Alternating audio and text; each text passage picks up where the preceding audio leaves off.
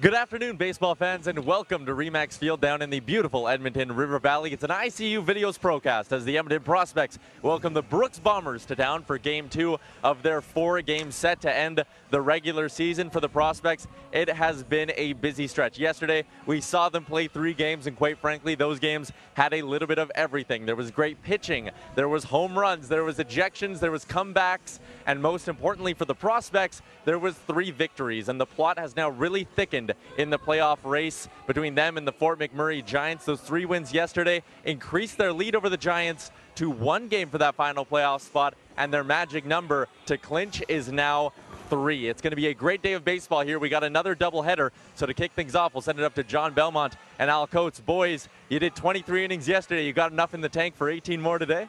Well, but you're used to 144 games in a AAA season. That wasn't a whole lot. No, we're good as gold, ready to go, hale and hearty. And as the great Mr. Cub, the Hall of Famer Ernie Banks used to say, it's a good day to play too, and it is, John. It's a beautiful afternoon here at the ballpark. Gorgeous day in the valley, just some high wispy clouds in the sky, nice and warm, fans pouring into the ballpark, and 3 needed wins by the Prospects. 6-5 victory for the ball club last night. They did it on 10 hits, 2 errors, 10 left. Sent 9 men to the plate in the first inning, knocked in 3 runs. They fell behind, but they got a couple of runs in the 6th inning to tie it on up, and then Jake Geary would score the winning run on a fly ball to left field off the bat of Tyler Maskill, and the Prospects have won 4 consecutive ball games. We've got a doubleheader here today. 2:05, the opener beginning underway in just a few minutes, and at 6:35 tonight, it'll be the Twinighter. Now in the second game, and the ball game tomorrow, the matinee contest, the Brooks Bombers will be the home team, but in this one, the Prospects will bat last if they have to in the bottom half of the 9th inning. So a nice win last night. Let's take a look at the highlight package. 5-5 in their last 10. The ball belted out into right center field. That ball is going to get caught on 1 bounce, and a run will come in to score on a single up the middle. And the Prospects are on the board here in the bottom of 1. And the pitch and the ground ball to the left side of the diamond, chased into the shortstop's hole. The throw is on 1 bounce. Not held cleanly, and a run will come in to score. Grayson Barrett crosses the plate. Connor ready to go. Lets her rip, and a bouncing ball to the left side of the diamond. That's going to be a tough play. Run will come in to score on an infield hit. And it's a 3-0 Prospect lead. Could not make the play deep in the hole. He had no throw, and that good hustle to third base. Nobody on the base. Boyd delivers on a bouncing ball to the right-hand side of the diamond. That's a bad hop, goes over the head of Garrett at first base. The throw home, though, is not in time. They're not going to worry about any double play now at second and third. There's a ball that's belted up the middle. 1 run will come in to score. That'll make it a 1-run lead, a 3-2 contest with nobody out here in the inning. Third base will play it tight.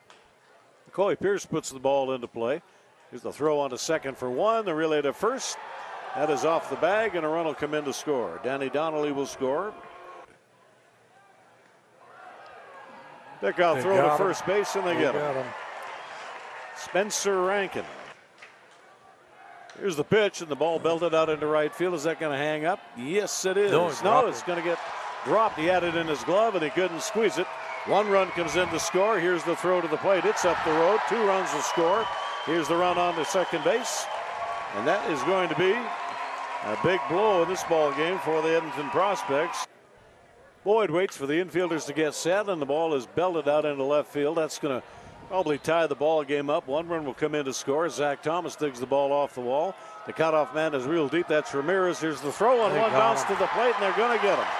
That is a play that saves a run. What a relay by Ramirez as he throws this one right on the money. That'll go 7-6-2. 5-4 ball game with the infielders playing at a double play depth. This will tie the ball game up. A fly ball to deep right field.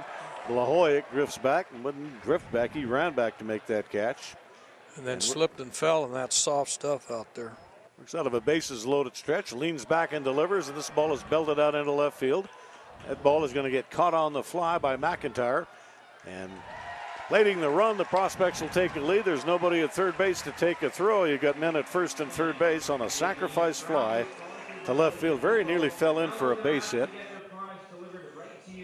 Back at the ballpark, Riley Glenn will do the pitching this afternoon for the Brooks Bombers. And the Prospects' outstanding left-hander, Taron Olton, who mixes in a lot of breaking balls, fastballs. He's always around the plate. And he'll toe the rubber at 2:05 this afternoon for the Prospects. Let's get a view from the dugouts back down to the field of play. Jordan, a triple header yesterday, and you guys go out, you grab all 3 wins. How much of a testament to your team's depth and versatility is that? Yeah, for sure, the versatility part and the depth. We've had some guys play some different positions. We've had some guys leave the roster too, so we're not as deep as we once were. But the guys that are here and have decided to play this out have done a really good job for us and stepped up in different positions, so it's been huge. The day started with Tanner Roundy's throwing a complete game, or finishing off his complete game, I should say. Hunter Boyd gave you some good innings as well. What can you say about the pitching you got yesterday? Oh, it was excellent. Those guys stepped up big for us, and then in the middle game we had guys come in when we needed an out, and they got it done. The middle game was stressful for sure, but we were able to find a way to get it done, and that's what you need to do sometimes. Stick with it, and that's the advantage of having the last at bat. When you have so many games in this short of a time frame, we talked yesterday a little bit about potential fatigue. Do you find though that when you're winning, everyone's just a little bit looser and maybe that fatigue doesn't set in? I don't know. I'm not a sleep doctor. I'm not sure about the fatigue part. I'm sure they're tired, but it's baseball. They're here to play baseball, and they get it. They know what's going on. We had to make some games up, and we're fighting for that last spot, which they want to get into. So, hopefully it doesn't catch up with us. Thanks, Jordan. Thanks, Alec. Brooks manager Kyle McKinnon. Last night, I know the term moral victory is a little bit of a cliche, but you guys were right in it until the 9th inning there. It was a tight game. Is that one that maybe even though you didn't get the win, you're proud of the effort? Yeah, I mean, that's one thing our guys have done pretty consistently is give effort. I mean, we're a couple plays away from winning that game last night. So, it happens, and we understand what our role is at this point in the year. We're trying to play spoiler. So the longer we can hang around games, the better opportunity we have to do that. Is that something you feel like your group has kind of taken on as an identity, that opportunity to play spoiler when you go up against teams like Edmonton who kind of have to win out if they want to make it in? Yeah, absolutely. We as soon as we saw the new schedule, the revised schedule that we were going to be up here for, I'm not going to say we were happy about it because, that's another road trip for the guys. So I think that gave us a little extra motivation, kind of, bulletin board material, if you will. But, they've definitely bought in. They're pretty excited to try and make our summer a little more meaningful by knocking them out. Does it bring like almost a level of looseness to your players as well, having that kind of mentality? Yeah, absolutely. Our Saskatchewan trip, we were kind of already out of it by then, not officially, but that kind of got us rolling a little bit, and now it's a loose group. We were playing a little tight. We had to win early and we didn't, so we were a little tight throughout June and most of July, but now it's an entirely different group. Riley Glenn's getting the start for you. What can we expect to see from him on the bump? He's a competitor. He's actually wrapped up his school year as a D3 national champion, so he knows how to get out some big moments. So, he's a three-pitch mix guy, just like Garrett last night. Fills up the zone. He'll attack hitters. Inside, outside, doesn't matter. You'll see some firiness out of him today for sure. Thanks, Kyle. No problem. Thank you. All right, here's the lineup for the Brooks Bombers. Opening end of today's twilight doubleheader, or split doubleheader, 6:35 for the nightcap. Josh McIntyre leads things off. He'll play in left field. McCoy Pierce bats second, plays at first. Zach Lehman draws into the 3 spot. He's the starting shortstop. And Spencer Rankin, the big catcher, will bat in the 4-hole. Brock Pantane will be the center fielder this afternoon. Bronson Cates at third base. Albert Vargas, the second baseman, bats 7th. Brian Kimbrough will be the DH, and Danny Donnelly round out the lineup. He'll play out in right field. And it'll be Riley Glenn up on the bump this afternoon for the Bombers. Prospects line up this way. Pierce Blahoyek at right field. Grayson Barrett, the first baseman. Travis Hunt hits third, plays in center field. Bo Gilbo, the designated hitter today, and Jake Geary will hit 5th and do the catching. Javier Ramirez is the shortstop. Edgar Harrell at third base, bats 7th. Tyler Maskill, the starting second baseman. And batting 9th, they're going to strap him up in left field today, and that'll be Zach Thomas for the Prospects, with Taran Olton up on the mound today for the Prospects. A 9-inning ball game. The Prospects, of course, the home team. And the nightcap at 6:35. The Bombers will potentially bat last in the 9th inning. They'll be the home team for the evening ball game and the matinee contest tomorrow. As we're about set now to head down to the field to play, and the singing of our national anthem.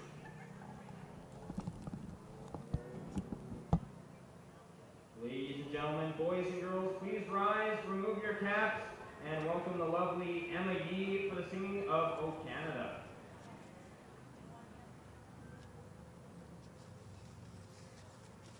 Oh, Canada, our home and native land, true patriots love, in all of us command, with glowing hearts we see rise the true north strong and free.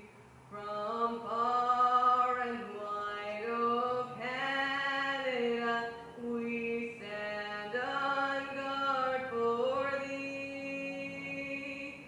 God keep our land glorious and free. Oh, Canada, we stand on guard for thee. Oh, Canada, we stand on guard for thee. Umpire and crew for the ball game today. Calling the balls and strikes in game one, it'll be Chris Hartley, Jeff Chipley at first base, and Trevor Stoico is the umpire working at third. Here's the scores from the Western Canada Baseball League last night. The Prospects, of course, played 3 games. A 9-8 victory over the Yorkton Cardinals in the final game. The Prospects with a 6-5 win in the evening contest over the Brooks Bombers. Swift Current 57s, a 3-1 victory over the Okotoks Dogs. Regina Red Sox, they're probably going to win the Saskatchewan division, a 7-6 win at Melville. The Weyburn Beavers had a 9-8 victory over the Moose Jaw Miller Express. And the Fort McMurray Giants salvaged 1 win out of their 3-game series. They took an early lead and they didn't relinquish it en route to a 6-3 victory over the Medicine Hat Mavericks. And they'll be home by now in Fort McMurray, and I'm sure hitting the sack. They had a long bus ride home, but a happy ride with the victory. And they will have today off, and then they're going to finish out a 3-game set with the Yorkton Cardinals, including a doubleheader and a single matchup. And it's going to be for the Prospects and the Giants just the time to sit here and watch what happens to each other's ball games. The Prospects, realistically, I mean, not 100% have to win all 3 of their games, but they pretty much have to. If they do that, they'd finish out with a 1-game lead over the Fort McMurray Giants if the Giants hold on and win all 3 games against the Yorkton Cardinals. So there's a lot of question marks, and Teran Olton makes his 10th start of the year. 2 complete games, 59 1/3 inning of pitching on the season. Right off the third base side of the pitching slab. In fact, he just toes the third base side and throws a breaking ball strike. We are underway at 2:05 Mountain Time here at Remax Field. Clear blue skies overhead, a little bit of wind blowing, and the temperature in the low 70s Fahrenheit, high teens centigrade. Count is even at a ball and a strike. Olton second on the ball club in innings pitched. He's got 59 1/3 innings. Throws the circle changeup down on the way, ball 2. 66 hits, 28 runs, 23 earned. Great walk to strikeout ratio. 11 strikeouts and 47 strikeouts, or 11 walks to 47 Ks. Off-speed pitch, a swing and a miss. And a 3.48 earned run average. The Western Canada League is hitting .276 off of Teran Olton. He kicks and delivers, throws the fastball upstairs, and that'll bring the count full to 3-2. Jake Geary completes the battery this afternoon. You can see Olton is a quick worker. He gets the ball, rocks into his windup, and the ball is belted out into left field. That's going to be a leadoff single for one of the best hitters in the league, Josh McIntyre. He came into play today hitting .374 with a .469 on base percentage. Had a very good season, and I think it's good that they held him to a single. In this Brooks Bomber lineup, they've got 3 batters hitting over 300 and another 4 that are in the high 200s. So they can put the ball into play. They got a nice hitting ball club. You've got McCoy Pierce now, the first baseman, hitting .322. Edgar Harrell is at third base today. Grayson Barrett at first base. The double play Quinella. Ramirez the shortstop. Maskill at second base. Thomas, Hunt, and Blahoyak left to right in the outfield.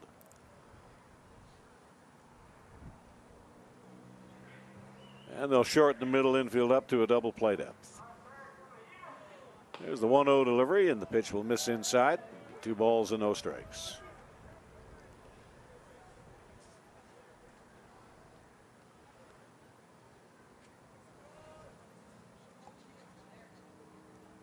And the 2-0 pitch. The ball is belted up the middle in the center field. On the run in. This is Travis Hunt, and he draws a beat on it. Got it on radar, and he makes the catch. He had a lot of hang time on that little looper up the middle. He sure did, and Holden got that ball where he wanted it. Swung under the ball. Shortstop Zach Lehman is the batter. Holton, a 6'1", 200-pound left-hander. He's originally out of Legal. Attends William Woods University. I'll tell you right now, he's one of the best fielding pitchers in the Western Canada Baseball League. You drop a bunt down on him, you do it at your own peril. Breaking ball strike, 0-1 to Lehman. 1 out, 1 on. We're just underway here in the top half of the first inning. Hard ground ball. Ramirez to his left, flags it. On to second for 1, and the throw to first is a ground ball double play. Ramirez to Maskill to Barrett, and that gets it done here in the top half of the first inning. Nice fielding play by Javier Ramirez to get the ball on to Maskill, and he turns the 6-4-3 double play. Half inning done. Going to the bottom of 1, and this is Prospects Baseball on ICU Video. Matchup today of a left-hander, Taron Olden, and this guy, the right-hander, Riley Glenn. Out of San Clemente, California, sophomore from Chapman University. Draws the starting assignment today. He'll make his 9th start. His 11th appearance, 2 complete games, 56 innings of pitching, 61 hits, 32 runs, 27 earned. Walked 17, struck out 61 batters with a 4.33 earned run average. Western Canada League hitting .280 off Riley Glenn. And Pierce Blahoyak will lead things off. Comes into the ball game today with a .266 batting average. Riley Glenn off the first base side of the slab is on the way, and it's a breaking ball strike, 0-1. Cates at third, Pierce at first, Lehman the shortstop, Vargas at second base, McIntyre, Pantane, and Donnelly the left to right outfield. And Spencer Rankin completes the battery. Here's the 0-1 pitch. It's a strike on the outside corner. Strike 2.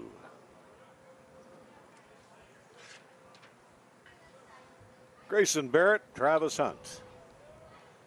Up here in the bottom half of the first inning. A 9-inning ball game. Hopefully a couple of hours off, and the nightcap will get underway a little earlier than normal for a nighttime start. 6:35 for the opening pitch. The Bombers are 16-36, 5-5 in their last 10. They're trying to end a 4-game skid.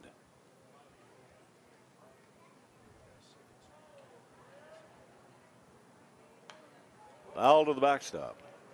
Regina Red Sox at 38-15 with a 1.5 game lead on the Swift Current 57s. They are 37-17, 1.5 games back. The 57s on a real tear. They've won 8 straight, and they're 9 wins, 1 loss in their last 10 ball games. They got pretty much a lights-out bullpen. And the 1-2 pitch. It's a little breaking ball is nubbed out in front of the plate, and there's the toss up the line. 1 away is strikeout. Blahoyak is gone.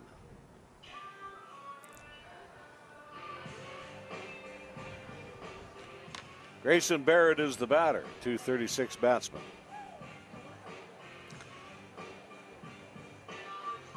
At bat is first baseman number 34, Grayson Barrett. Had some quirky plays at first base last night. There was a ball from third to first, and it went through a hole in the first baseman's glove, so Barrett had to get a new first baseman's mitt.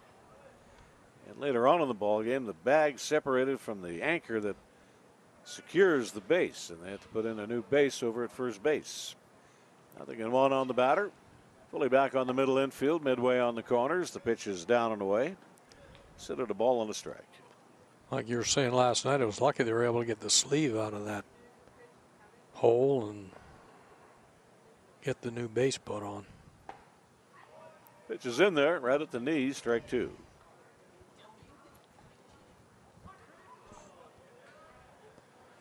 The Okotoks Dogs have clinched first place quite a while ago, and they're probably getting some of their reserves some work. In fact, I know they are. They're 38-14. They've lost 2 straight, 6-4 in their last 10, but that's pretty much water under the bridge. They will host the 4th place club, either Edmonton or Fort McMurray, on Thursday night. Big slow breaking ball, swing and a miss. Grayson Barrett is out, 2 gone. We might have a real good pitching duel today. We could have. Riley Glenn, 2 Ks. Looking good on the mound. Batting third is center fielder number 49, Travis Hunt. Travis Hunt, the batter. Going to be a real battle here for the 2nd and 3rd spot in the Western Division. Medicine Hat lost last night. They're 29-23. Lethbridge Bulls are 29-24, so 1/2 game separates those 2 clubs, and that's a big battle to see who gets the extra home game. An overhand delivery, the pitch is low, ball 1. Prospects at 26-27. And a game off a 500 record. Fort McMurray Giants are 25-28. And then the Brooks Bombers, as we told you, 16-36. Yorkton Cardinals have a day off today. They'll open up in Fort McMurray tomorrow night. And the pitch to the plate. It's a strike on the inside corner. Melville is 17-36. 21 games back, and the Moose Jaw Miller Express at 26-27.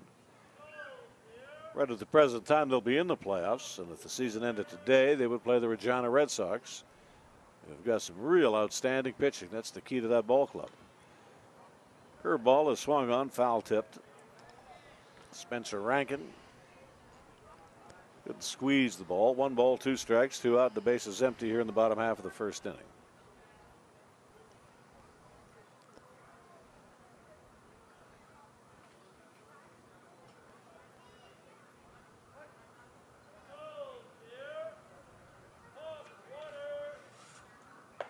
Fastball misses upstairs. Hunt last night drew a walk and scored in the 1st inning. Fly to left twice, fly to right once, and was called out on strikes in his final at bat.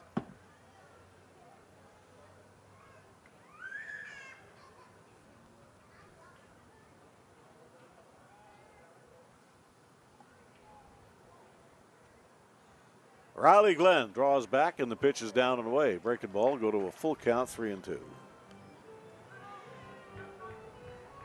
Now Hunt, when he gets into this situation, he has good eye control on the plate. He will take the walk, and you get him on base, he can run. Riley Glenn is going to be careful with this pitch. Long stride home, and the pitch. There it is. That ball is belted into left field, a 2-out single. Travis Hunt with a real nice at bat, and he is aboard. And that's the Prospects' first base runner of the ball game to bring up the switch hitter, Bo Gilbo.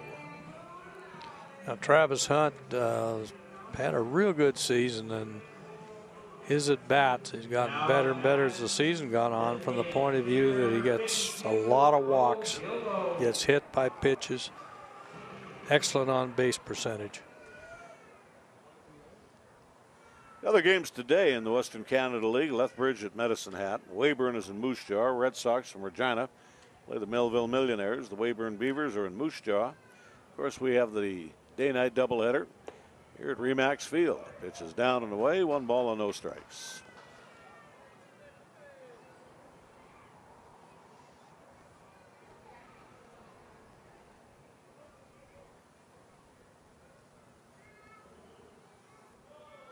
And here's the 1-0 delivery.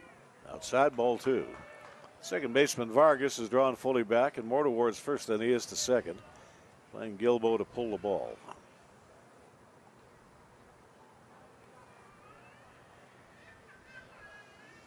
And the 2-0 delivery.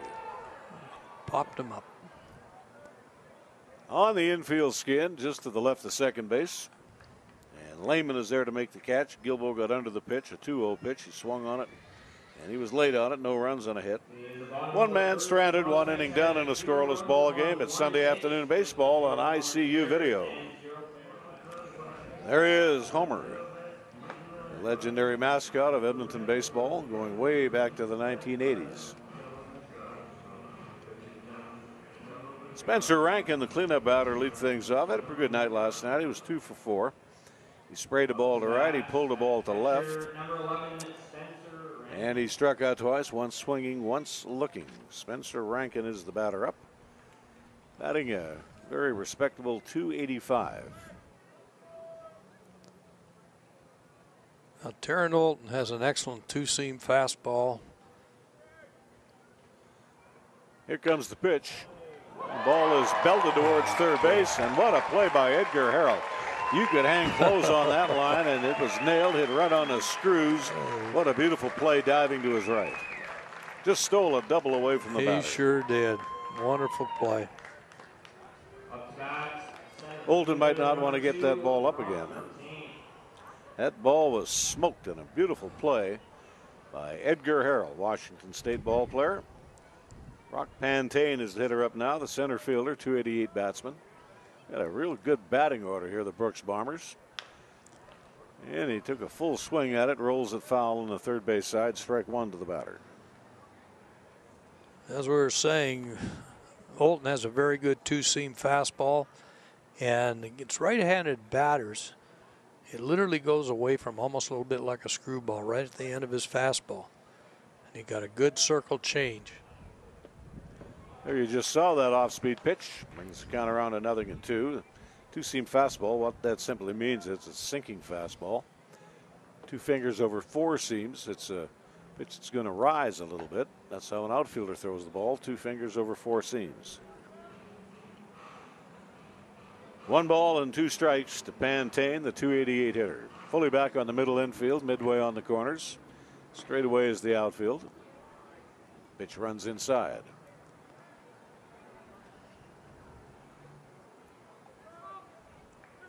Olton's last start was last Sunday, was in the second inning of a doubleheader against the Fort McMurray Giants.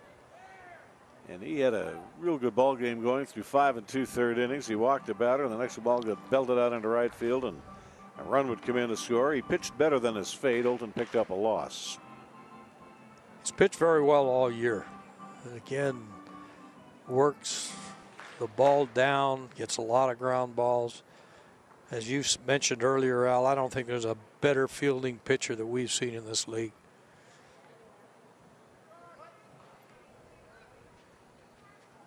Count is even, and here comes the pitch, and that's right down Broadway. Belt high and down the middle. Called third strike. Pantane is down on strikes, and strikeout number 1 for Olton today. And that pitch is as good as gold. Real nice job right on the outside corner. He wasn't expecting a fastball. And Brendan Cates is the batter up, a .289 hitter. Curveball, swing and a miss, 0-1. Well, the Blue Jays are wrapping up their series at the ballpark at Camden Yards today. They were down 4-0 early as the pitch is swung on and missed. Aaron Sanchez with his first start as a Houston Astro, and he combined with another guy for what, a no-hit ball game? 3 pitchers, no hit. Sanchez went 6 innings. And what was the young man who was traded with him? I don't know, but he got into the game. He got into the game. He had an inning of no hit, and so the other reliever mopped up. Slow ground ball to the left side. Ramirez is going to make the charge. Plants, throws, and that'll do it. A ground ball out here for Taryn Olton. Here in the top half of the second inning, nothing across. Sunday afternoon baseball from Remax Field on ICU Video. There you see him, the double deuce, number 22, Jay Geary, to lead things off here in the last of 2. He had nothing but bad luck last night. He had 3 P-rods in the ball game, and they were all caught. He lined a bullet to third. His next at bat, he had a rocket to the shortstop. Nailed one up the middle, a nice fielding play to get him. Then he finally got hit by a pitch and came around to score. what would turn out to be the winning run for the Prospects. So he had 3 real good at bats, and all he got for it was an 0 for 3. Here he nails the ball down the left field line, and he nailed it pretty good. He's at first base, on his way into second base, and that's a leadoff 2-timer for Jake Geary here in the last 2. Really gets around when you watch it on the replay, a little on the inside of the plate, and he just pulls her down the line. Good hard hit by Jake Geary. Javier Ramirez will be the batter up, and you saw his play in the highlight package. He made one of the really best defensive plays of the season for the Prospects. He was a cutoff man, got the ball, spun, fired a strike to home plate, and they cut down a runner. And that might have been the ball game right there in that Prospect victory. Could very well have been. And so often how it works, when your bat comes around, so does your glove. There's a bunt, and a pretty good one. Back to the mound. It's going to be a base hit, as the right-handed pitcher Riley Glenn can't make a fielding play. A bunt single, first and third. When you look at this, he's bunted it actually too hard, but got under the glove of Glenn, and there's just no play on it. And Gary going to third on the bunt. Edgar Harrell, who made that web gem in the top half of the second inning, stealing a double from a batter with a beautiful snag on a hard line drive. The batter up. Harrell hitting .256. First and third, nobody out. Double play depth in the middle infield. Pitches a soft curve. Took a big rip at it. Nothing in 1. Biagini was the player that assisted with Aaron Sanchez in the no-hitter. Very seldom do you pull a pitcher when he's got a no-no going, but I don't know, maybe his arm was stale or he got his pitch count up. Out of 1 ball and 1 strike. I suspect it was a pitch count situation with the Astros. They're pretty cognizant of that with their pitchers. Generally, if you've got 6 innings in a no-hit ball, you've probably not thrown a lot of pitches. He run a ball and a strike. Cates is up wide of the bag at third base. Check the swing, and the count will go to ball 2, strike 1. Now Ramirez at first base has very good speed. Anything hit to the right side of the field should score the man on third base. Well, if it gets through, it will. If he gets through, yeah. But even if some of the slow grounders that we've seen, if it goes to the right side.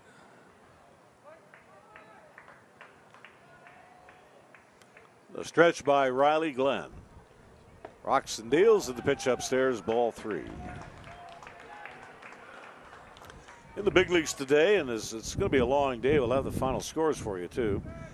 Interleague play, the White Sox are in Philadelphia. The Blue Jays at the ballpark at Camden Yards. They were down 4-0 in about the 5th inning. And that's ball 4.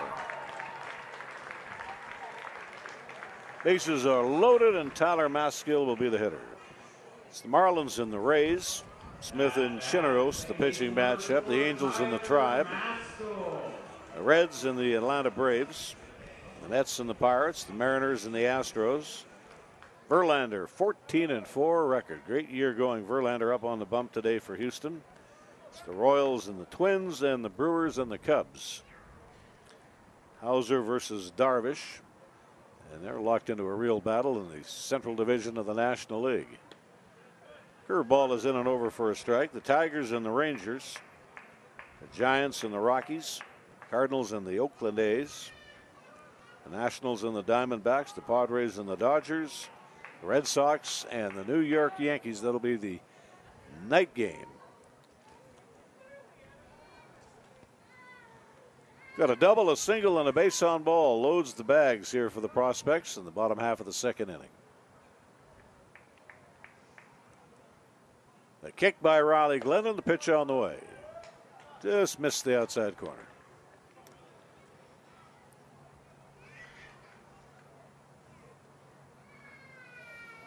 Just asked for and I received the roster of the Canadian National Junior team, and there's a lot of those guys are going to get drafted. That's just how good that team is. I'm sorry to see we don't have any Alberta players on the National Junior team. Here's the ball that's belted fair past third base and down the left field line. That's going to knock in a couple of runs. In to score is Geary and Ramirez. Harrell rounds third, gets the green light. He'll score, and that's a 3-run double by Tyler Maskill, and the Prospects are on the board. Now this again, it shows the importance of that catch by Harrell earlier. That ball was the same spot right down the line, ends up clearing the bases. Prospects put a 3 spot on the board with nobody out. Man in scoring position. And Zach Thomas will be the batter. Hitting .265. Went for 1 for 4 last night out of the 9 spot. Stroked a base hit between short and third in the 4th inning. Struck out, he flied to right, and he flied to center field. Riley Glenn delivers. It's a high fastball. Zach Thomas shows the bunt and pulls the bat back, ball 1. And we now have Vargas at third base. He's playing tight to the bag. Expecting the bunt.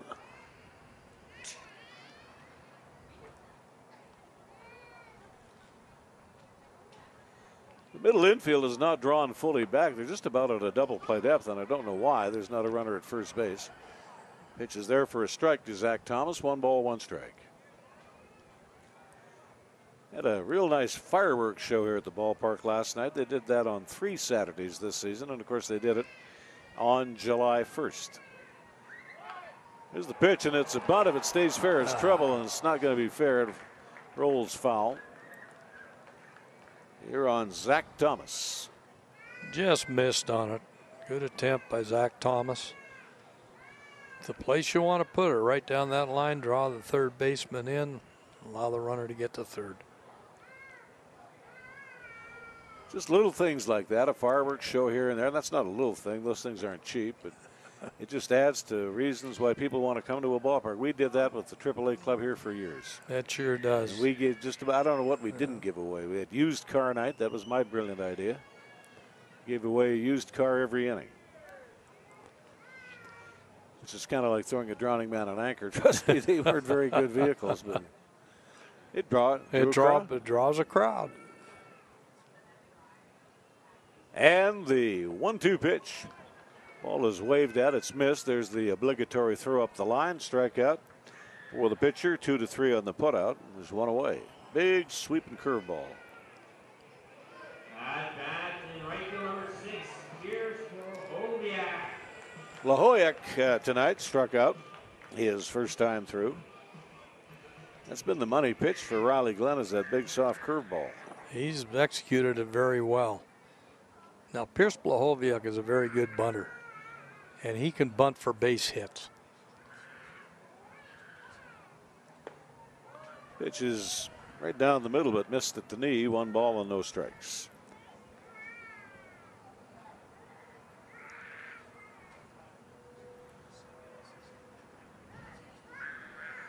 A pretty good night last night. He got on base a whole pile. He drew 3 base on balls. He stroked a double down the left field line. He came around to score twice. Out of a ball and a strike to Blahoviak.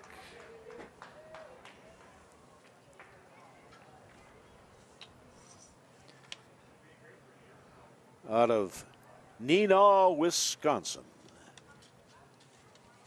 And between Green Bay and Milwaukee. There's the pitch. Ball's fouled away back upstairs. Milwaukee was there with on a soccer assignment one time. What a great little city. That is a pretty city. Beautiful little waterfall in there right in the middle of town. They got a great arena. They call it the Bradley. Big ballpark too, the home of the Brewers. And up the road is a place called Appleton, Wisconsin, the Midwest League. Long season A affiliate of the Chicago White Sox for just about ever. Runner breaks for third. The pitch is swung on and missed. Here's the throw to the bag, and that's a steal. Here for Tyler Maskill.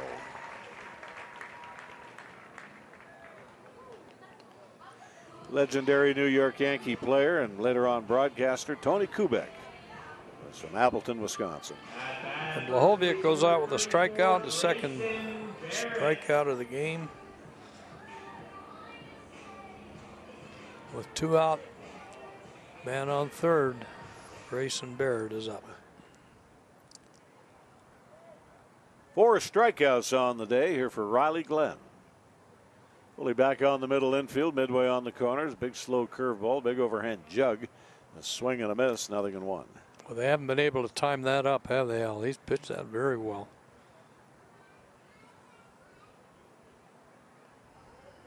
6:35 the start time for the second end of this day-night doubleheader.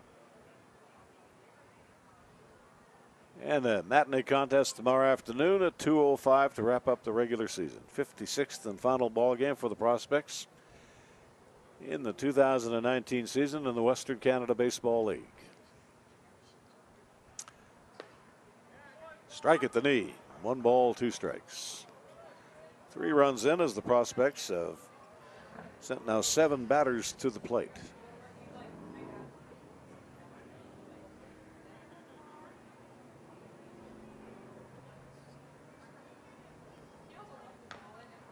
Another breaking ball. He just got the varnish of the bat on it, fouls it back to the padding. We made a Jiffy Lube today for a full Pennzoil fully synthetic oil change. No appointment necessary. You earn air miles and a $100 travel credit. Great offer and details available at jiffylube.ca. Half swing and a pitch that's high and outside.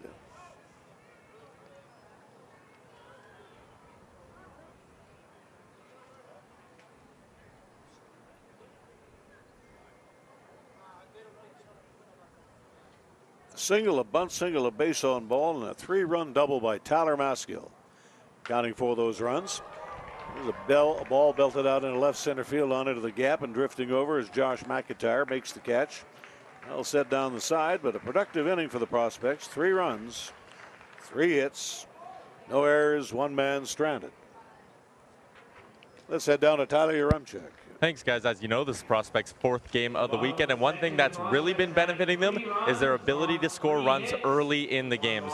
Through these 4 games, they've now scored a grand total of 10 runs within the first 2 innings. That's really been setting themselves up to, 1, use less pitchers. If they can get out to that big lead, Jordan Blundell can be a little bit more relaxed and leaving his starter out there for longer. And quite frankly, it just takes some of the stress out of the game. The one game where they didn't get any runs in the first 2 innings was that loss to, the walk-off win against Yorkton when they were down 7-2 and stormed all the way back. One other note, as you can see out in center field, there's still the orange cones and the yellow tape. I talked to the head groundskeeper, Brendan Ewan, and he said the plan is to have that off by the second game, but the big problem was that yesterday, once again, about early evening, we got another shower before that 3rd game. That really slowed down the process of that field drying up. But right now, as you can see, the sun is out and there's nothing blocking it. So it's direct sunlight on that wet patch. So the plan right now is to have those cones gone by the second game.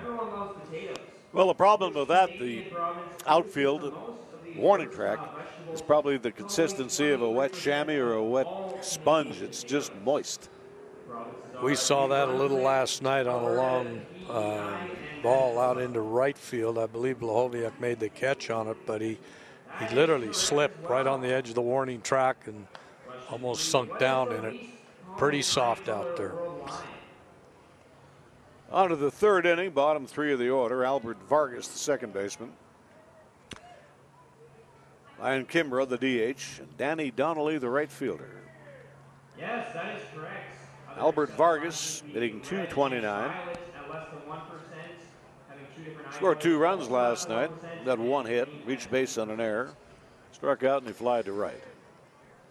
At bat, we have on second base, number 31, Albert Vargas.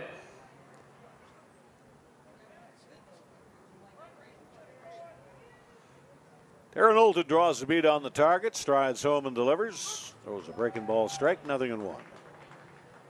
Olton's got that 3-quarter delivery. And very consistent with it, throws all his pitches out of it. Pitch is swung on, foul tip, strike 2. Between halves of the doubleheader, and we had a little bit of time. Some of the players played cards. We usually play hearts. Some of the guys were in the batting cage getting some work. Some watching TV, some sleeping. And here's the 0-2 pitch. The ball is belted out into left field. That won't get caught on the fly. Zach Thomas is going to have to give chase. It's going to be a leadoff double for Albert Vargas. Gets it going here for the Bombers in the top of 3. That was a cookie right over the plate. It was a very good, solid, compact swing. Gets the double. Ryan Kimbrough will be the batter. Such a different mindset between baseball and, let's say, hockey or football. I was on 4 championship clubs at AAA, and after batting practice, before any of those games, it'd be the same thing in the major leagues. It could be the 7th game of the World Series after BP. Guys will be playing cards, watching TV. It's just another game. It's not any of this raw stuff like you get before the Super Bowl or something. It just doesn't click in this game. No, it's such a long season, Al, and you have to get your relaxation in. When you get out on the field, it's business time. Ron Olden out of the set position with a man in scoring position. The 0-1 pitch and a bouncing ball that has eyes. It's between the hole of short and third. And a base hit to left field. But men on first and third. Kimbrough is aboard. Danny Donnelly will be the batter. A 181 hitter playing in right field. Good solid hit. Men on the corners, nobody out. Ground ball's hit here. They will go for the double play. Unless they hit right at third base, they can freeze the runner at third. But I suspect anything on the ground will go for a double play.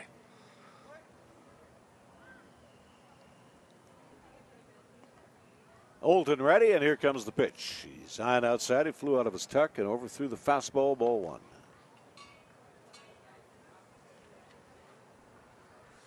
Scores last night in the Western Canada League. Fort McMurray Giants, a 6-3 win over the Medicine Hat Mavericks to salvage 1 win out of that 3-game series. Boy, that could be a big win for the Mavericks, or for the Giants, who had probably about an 11-hour bus ride home. I know when they got home, the sun was shining. There's no doubt about that. And thankfully, they got the rest of the day off. Weyburn 9, Moose Jaw 8. Toronto Red Sox, a 7-6 victory, a nail-biter over the Melville Millionaires. And there, Taron Olden's going to dot the I on the outside corner with a fastball strike. Swift Current defeated Okotoks 3-1. Prospects with 3 games played yesterday. The nightcap of the second game, they defeated the Yorkton Cardinals 9-8. And a 6-5 win over the Brooks Bombers. Count is even at 2-2. Holton just missed with that breaking ball. Ramirez and Tyler Maskill are going to play at a double play depth in the middle infield. The outfield is straight away. Pitch is a circle changeup, swing and a miss. Bottom fell right out of that Very pitch. nice pitch. If you see it here on the replay, just drops it right in there. Nice pitch. Josh McIntyre will be the batter.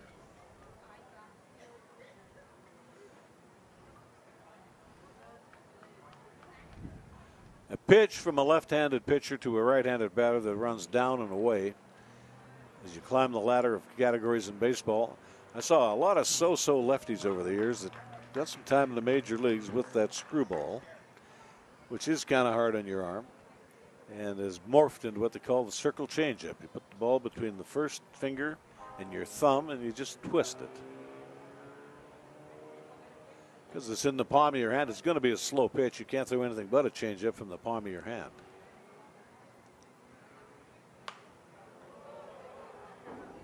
Fouled away, and the count at 0-2.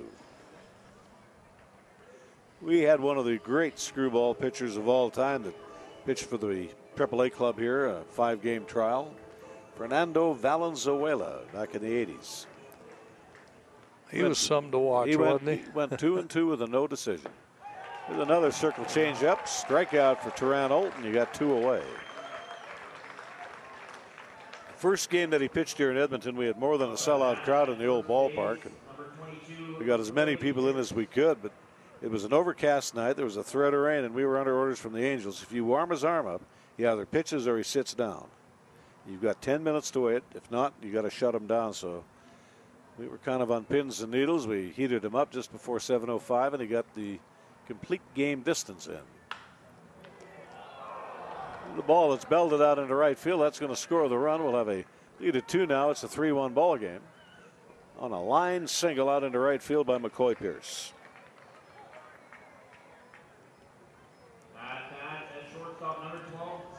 Zach Lehman is the batter. Bounced into a ground ball double play his first time up. You know, another outstanding screwball pitcher that I saw, and actually saw him teach a couple of lectures on the kinesiology of it, because he was a kinesiologist, was Mike Marshall. Yeah. He had some great high-speed film on pitchers. We had him one night in Salt Lake City on a one-game trial. We were playing at Dirks Field, and he should have watched those films. He faced 19 batters, didn't get anybody out. And I asked Moose Stubing, why'd you leave him in so long? He said, so I don't have to see him another time. Steve Labradich, our third baseman, came in and struck out the side. And in fairness to Marshall, he was done. Yeah, his arm was He done. had a set of arms on him like Popeye. He did. He was an interesting individual. Very intelligent man. Yeah, certainly was. He won a Cy Young with the Expos. Big looping curveball fouled away.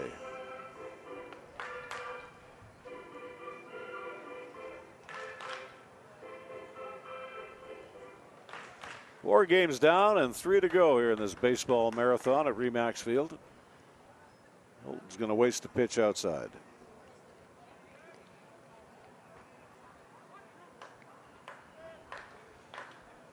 Playoffs will get underway on Thursday night in the WCBL. The teams with the best records get their choice, their best of threes. You can either open at home or open on the road. And I think just about everybody would open at home.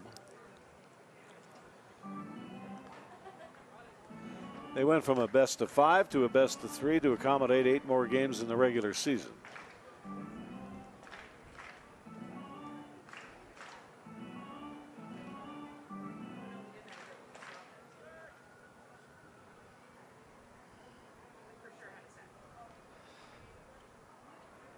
For sure, it's going to be the Medicine Hat Mavericks and the Lethbridge Bulls. The only question is, where is the series going to open up in Medicine Hat or in Lethbridge? And the Dogs will play either the Prospects or the Fort McMurray Giants. In the Saskatchewan division, Regina will very likely host the Moose Jaw Ball Club, and the Swift Current 57s will host the Weyburn Beavers. A run in, runners at first and third and 2 away here in the top of the 3rd inning. Prospects with a lead of 2. It's a 3-1 ball game. Teran Olton delivers, and it's a line drive right into the glove of Javier Ramirez. And that will limit the damage to 1 run here in the 3rd inning. A run scores. They do it on a collection of 3 hits, 2 men stranded. 2.5 innings in the books. ICU Baseball presents Edmonton Prospects Baseball from Remax Field. Bottom half of the 3rd inning here in the North Saskatchewan River Valley on this very pleasant Sunday afternoon. Travis Hunt will lead things off. Got a 2-out single. Was stranded at first base in the 1st inning. Right-hand pitcher Riley Glenn, right off the first base side of the pitch and rubber, kicks into his windup. And the ball bounced to the shortstop. This is Lehman grabbing the ball. His throw to the base is on time. 1 gone, 1 pitch away. Big handles on that. Travis did not miss that ball by much. His previous at bat, he got a single. Again, it wasn't too far off what he hit that one at. Bo Gilbo, 0 for 1 this afternoon. The switch hitter, he bat from the port side of the plate, got under a pitch, popped it up, and that ended the 1st inning. Burke's right-hander delivers. Gilbo shows the bunt, takes inside, ball 1.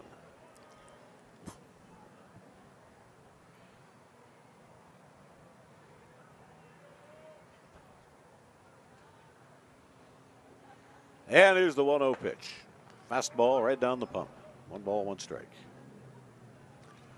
Our telecast crew today includes John Belmont, the color commentator, Tyler Remchuk, the game host, Dave Foley, our cameraman, Alex Testowich, the switcher and the replay manager, graphics by Kyle Matz, and Rob Zitlow is the executive producer.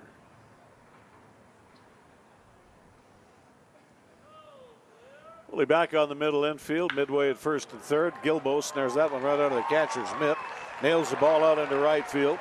He's going to get by Danny Donnelly and go clean out of the wall, and Big Bo Gilbo pulls into scoring position. He rolled in there like the late freight out of Detroit. That's right. Big man, and he just rumbles. That was that shortstop. I'd just be praying the ball and the runner didn't arrive at the same time. That's exactly right. He was going to get his shin burned. You know, he was backing out of there mainly because of the throw, but I wouldn't want any part of Bo Gilbo coming at me. Well, Jake Geary snared a double down the left field line, came around to score his first time through. As we told you, didn't have a whole lot of luck last night. Hit 3 balls right on the button, and all of them got caught.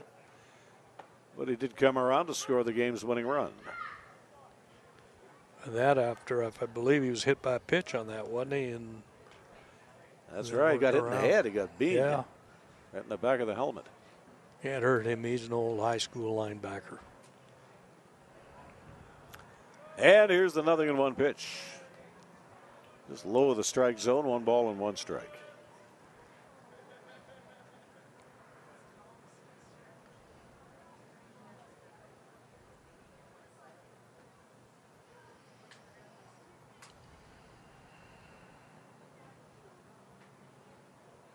And the 1-1 delivery.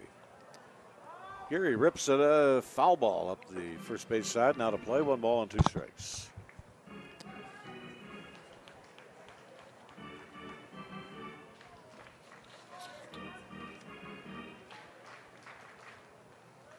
Riley Glenn making his 9th start of the season. He's got 1 appearance in relief. He sucked up a lot of innings for this ball club. He leads the team in innings pitched, 56. 61 hits, 32 runs, 27 earned runs. The ball is hit out into right field. That should be a catchable ball. Drifting back, leaning back, Danny Donnelly makes the snag. Gilbo on into third base with 2 away. And Javier Ramirez will try to pick up his teammate. Got a 4.33 earned run average. A 6 victory, 1 loss record. The Western Canada Baseball League is hitting .280 off Riley Glenn.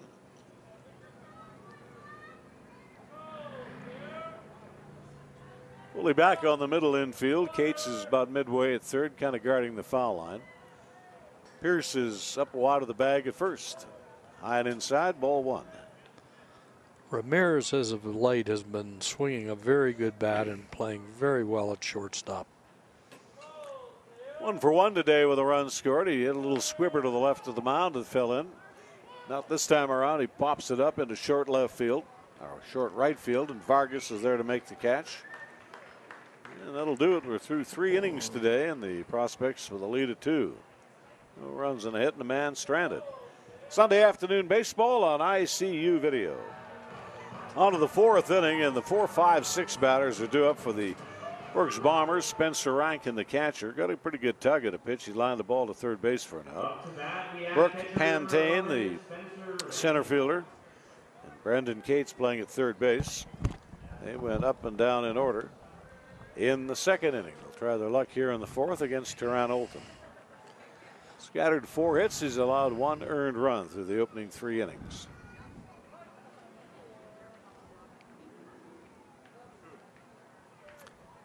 Olton, with a gaze down the gun barrel, delivers. He throws the big soft curveball, strike 1.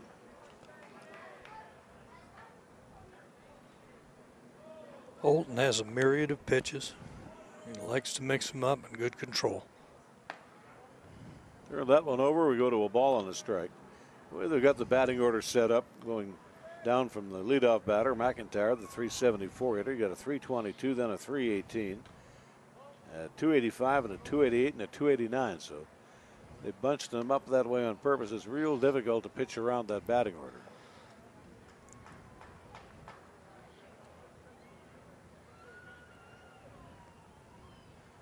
Kick that right leg up and delivers, and he throws a bullet on the inside half of the plate, strike 2. You know, it's interesting, isn't it, Al? When you look at their batting order and their batting averages, you would think that they would have a better record than they do. Well, they call it game baseball. It's named after a game called Rounders, invented by a guy named Abner Doubleday, Union Army officer, but they might as well just call it pitching. If you don't have it, you will not win. That's exactly right. The ball belted out into the gap. That's a well-hit ball, stroked real well. It's not going to get caught. Travis Hunt will have to give chase. That'll be a big leadoff double for Spencer Rankin, a 2-strike pitch, and he spanked it the other way. 2nd inning in a row that Olton has given up a leadoff double. Brock Pantane, the batter, up, the center fielder. You see Spencer Rankin, the big burly catcher, is now in scoring position on that leadoff double.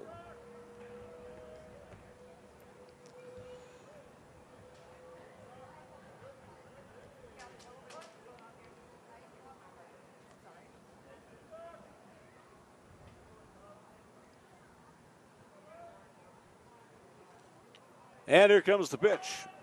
It's a bunt. Didn't make contact. Throw back to second base. Not a real good one by Jake Geary. Ramirez has to come over, and he just saved his ball club from 90 feet of base track. He sure did. Nice play by Ramirez.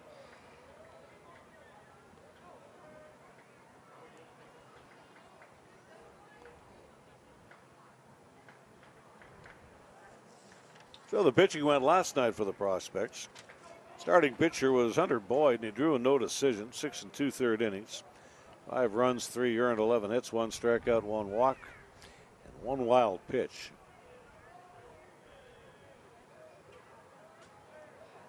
And here's the 0-1. That misses at the knee.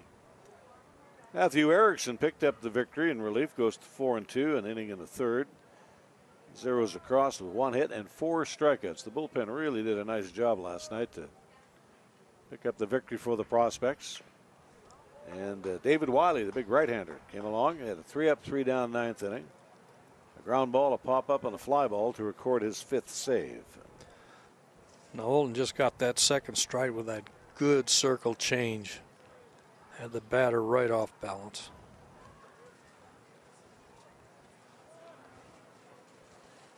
Pitching line for the Brooks Bombers. Starting pitcher was Garrett Connor. He went a 7-inning distance and took the loss. Falls to 1-7, 6 runs. 4 earned runs, scattered 10 hits. Struck out a batter and he walked 3.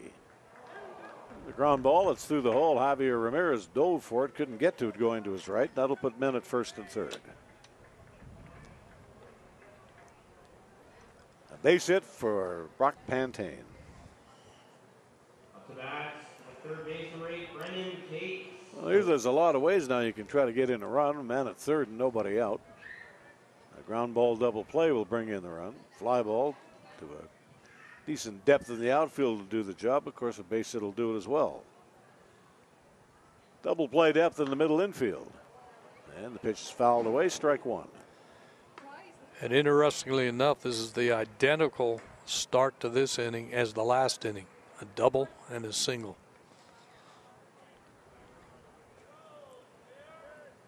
Olton ready to go. Here's the 0-1 pitch, and there's a knockout into right field. That'll make it a 1-run ball game. 3 consecutive hits. Plates a run for the Brooks Bombers. A base hit to right field by Brendan Cates. Didn't try to do too much with it, just slapped it the other way. The Bombers are down by a run. Just good bat control. Ball out over the plate. Hit it where it's pitched. And the batter will be Albert Vargas. Up to bat, that second base number 31, Albert Vargas. He's going to get a little word of advice here from Kyle McKinnon.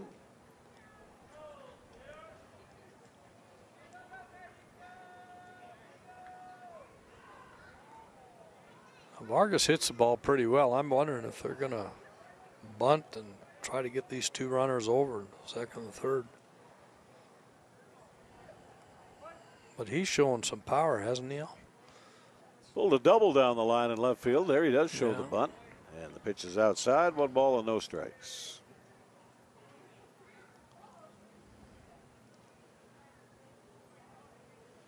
Tying run is in scoring position here in the top half of the 4th inning. And the pitch is low, ball 2.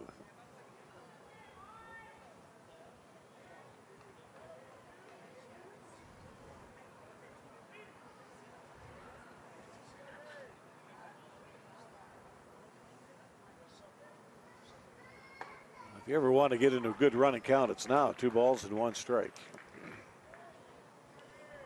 Sure is. This is also a good time to hit and run.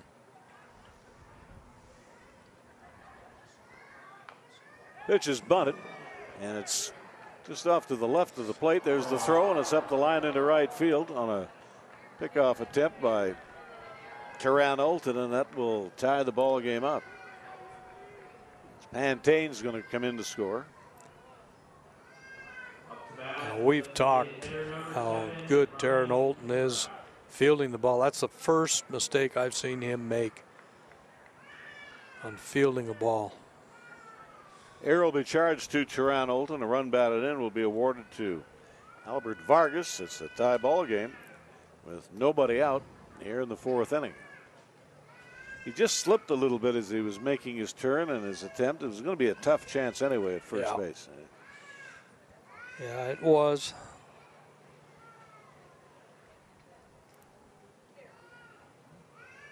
A pitching coach out there, Alex Guzzo, is settling, tearing down, maybe a mechanical issue.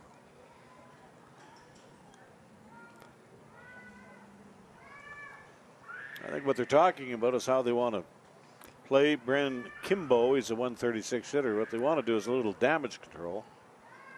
Game is tied. Nothing you can do about that. Just don't allow a whole lot more. Again, try to get the double play at this position, but like you say, it's a tough point. 4 straight hits. They're not going to play the infield in. Ramirez, Maskill will play at a double play depth. Errol is midway at third base. A double, pair of singles, and an error have accounted for the tying run in the ball game. First and third with nobody out, and the pitch is upstairs, ball 1.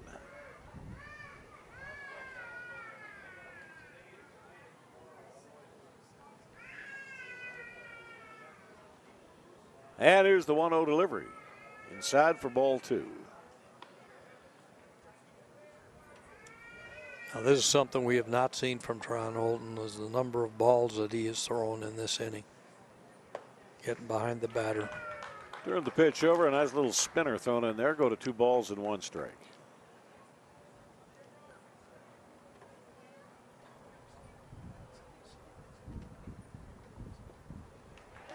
Swing and a miss. The ball is turned over. It'll be a pass ball or a wild pitch, one of the two. And pulling on into second base will be Albert Vargas, if you can see that on the replay. We could get it from the center field camera. I'm not sure if that's a wild pitch or a pass ball. Hard to tell.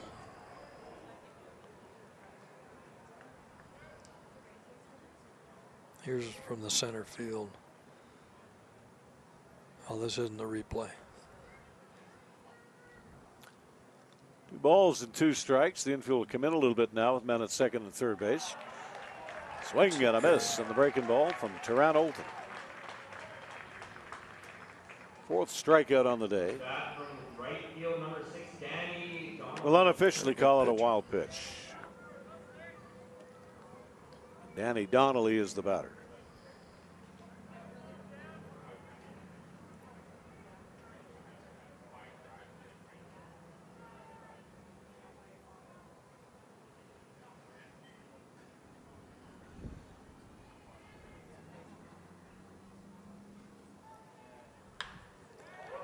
The ball is belted up the middle. That should be deep enough to score the run. Travis Hunt is camped under this.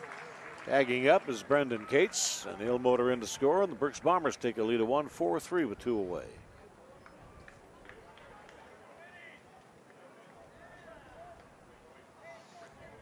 Now we'll go to the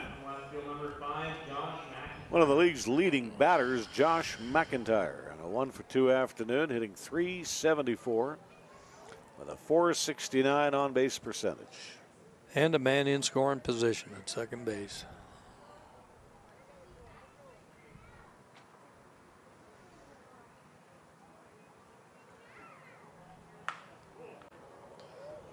Ball pulled foul. He really nailed that thing, but it's down the line. It's crooked to the foul pole and on towards the bullpen area. He sure Nothing did in one nail on it. that hanging changeup.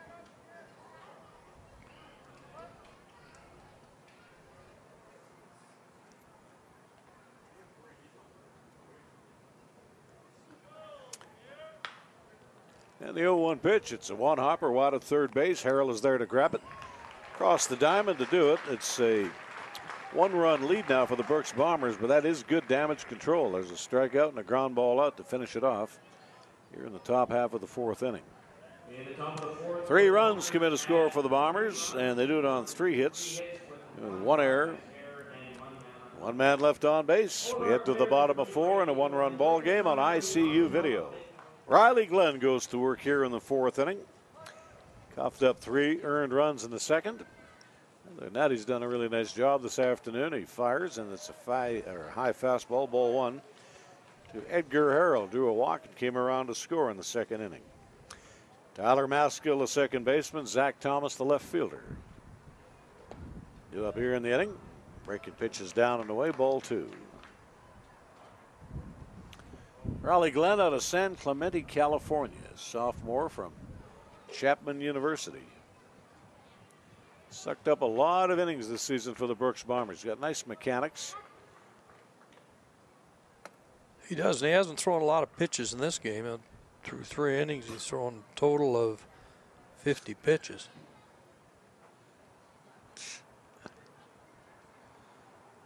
Kicks that left leg up and delivers. And the ball is fouled away off third base and out of play. Count even at 2 balls and 2 strikes.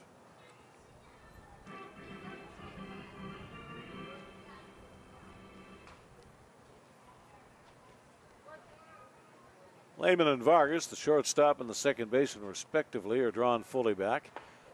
Midway on the corners, the sinker ball inside. Runs the count full.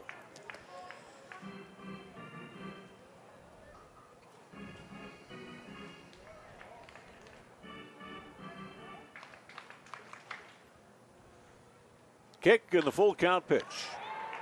And the ball is belted up the middle for a single. The shortstop Lehman dove to his left, just about put leather on it. That ball gets snuck through the middle infield for a base hit. Good hard hit ball. at second base, number Just the second base side of the shortstop.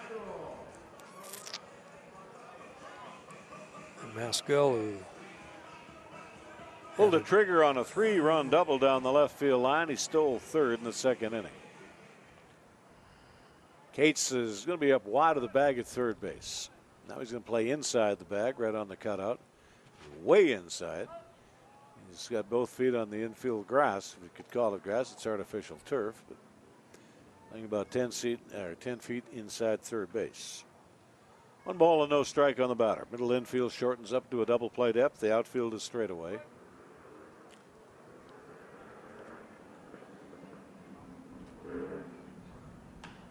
And the 1-0 pitch fouled off. One of the biggest ballparks in all of Woodbat Summer League baseball here in Edmonton. 420 straightaway center field. 340 down the left field line. 320 up the line and right. outfielder's dream. A lot of room to run. Ball 2, strike 1 on the batter. Nobody out. The tying run is at first base. In the bottom half of the 4th inning, the first end of our day-night doubleheader. Nightcap, a 9-inning ball game scheduled to go at 6:35.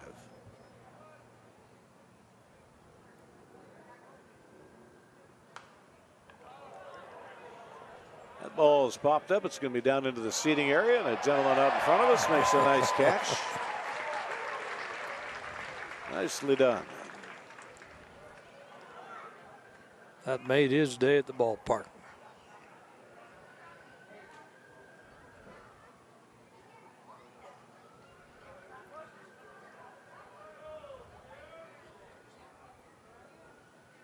And the 1-2 pitch. Squibbed off to the right-hand side.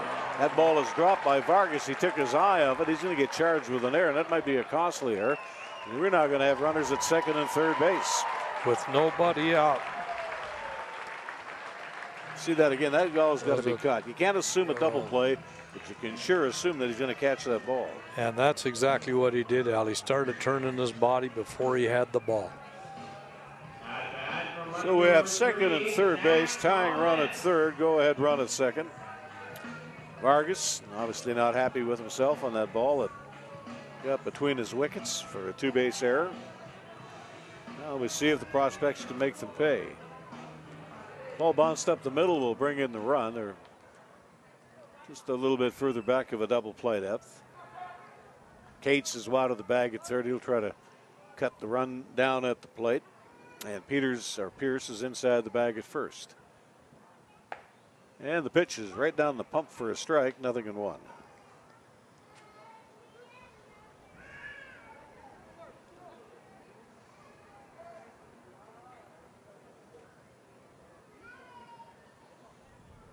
Stretch here by Riley Glenn. Kicks that left leg up and delivers. Throws a big sweeping curveball in there for a strike, 0-2. He's been very effective with that curve today.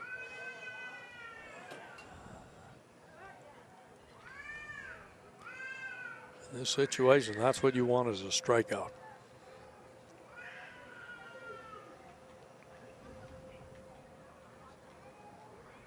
Zach Thomas struck out his first time through. Struck out on that breaking pitch. And here's the 0-2 delivery. Ooh, just missed. Just missed it, right. That was right down the middle of the plate. It must have been low.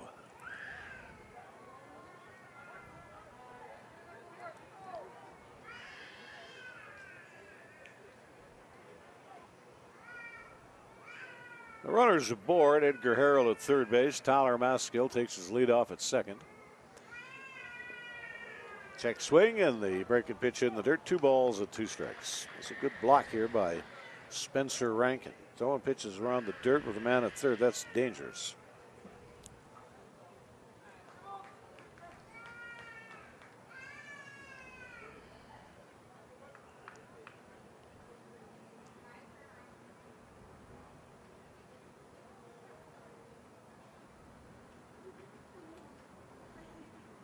And the 2-strike pitch. Fouled away. Got it in front of the changeup. Crowd, I would think, here this afternoon for the matinee game. We're about 1,800 strong. A lot of ball fans have come through the gates in the last few days. The opening end of the doubleheader last night was 1,820, or the middle game of the tripleheader, if you like, and 2,800 for the evening contest with the fireworks show that followed.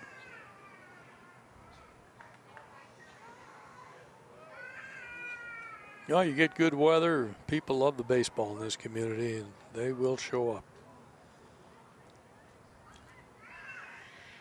All right, here comes the 2-2 pitch. We'll run the count full. Good job by the catcher blocking that, keeping it in front.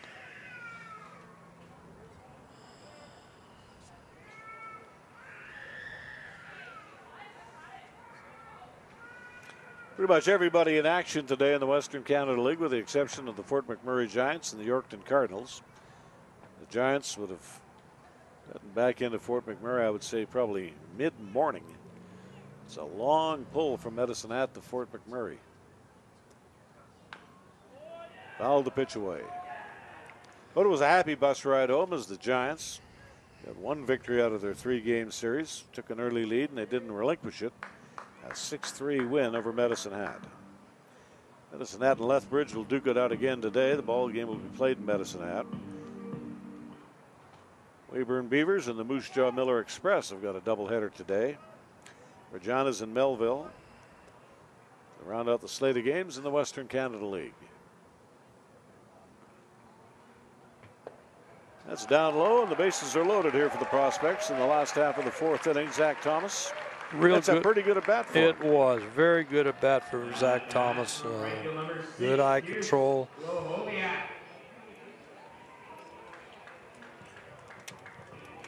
Now we saw from Yorkton, we saw squeeze play. I don't think we've seen the Prospects try a squeeze this year, have we? Oh yeah, they've done it. This would be the guy to do it.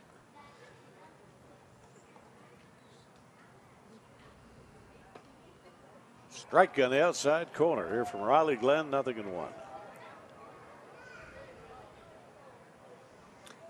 Prospects field manager Jordan Blundell. We were having a little chat this morning, and he's got his eye on a number of ball players, local players that are just about ready to make the jump to the Western Canada League. There's a ball that's belted out in left center field. That's going to give the Prospects a lead. 2 runs will come in to score, and that's going to be a long single right up the gut. And Pierce Blahoyak on his way to third is Zach Thomas, and the Prospects are back in a lead of 1. Real Nailed solid that one swing. right on the screws. He sure did. Popped her right into the power alley, into the gap. Solid single. Number 34, Grayson Barrett. Grayson Barrett will be the hitter. And that is a happy crew of ball players. Edgar Harrell scores. Tyler Maskill scores an unearned run. Zach Thomas on his way to third base. And Blahoyek, that bat they used like a magic wand. It's a P-Rod up the middle and gets 2 RBIs. Runner goes. Here's the throw on to second base. The shortstop. Lehman tried to cover it, and the ball went out of his glove, and an error going to be charged to Lehman as the prospects run the bases like the wild horse of the Osage, and another run comes in to score. Now there's the importance again of Pierce Blahoviak's speed, and he uses it to make that throw. Don't get her done, gets by, get another run. Blahoviak gets the stolen base. Zach Thomas will score on the E6. Still nobody out in the inning. So 2 errors, one by either one of the middle infielders. And it's a 1-ball, no strike count. Down and away pitch, ball 2.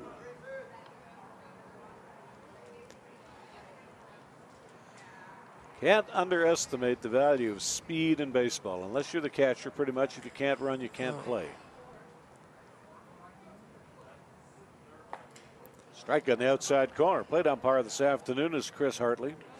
Jeff Chipley at first. Trevor Stoika is at third base. These umpires will work the nightcap.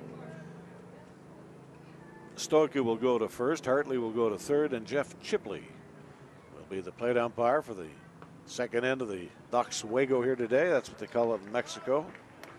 Double bill. 3 balls and a strike.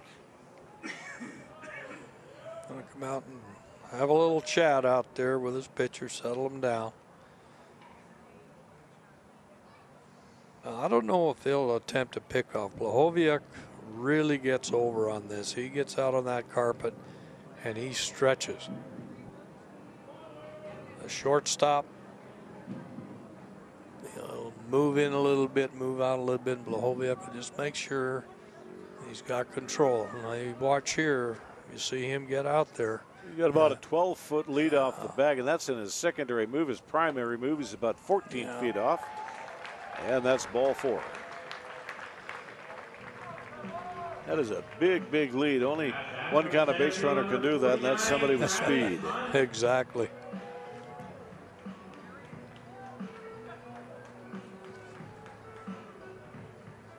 Kyle McKinnon, the field manager, is going to go out here and try and settle down his young pitcher. They got nobody in the bullpen, so they're definitely going to stay with him. You ever been down to Brooks? Now it's on the way between Calgary and Medicine Hat on the Trans-Canada Highway. It is hot as blazes in the summertime in Brooks. Got a really good little hockey program over there. It's not a big town, and they have produced a team that's won a couple of Canadian Junior A championships. There he is. He's just kind of giving his pitcher a little bit of a pat in the back and say, it's not your fault. There's 2 errors in behind you. That's exactly just go right. out there and throw strikes.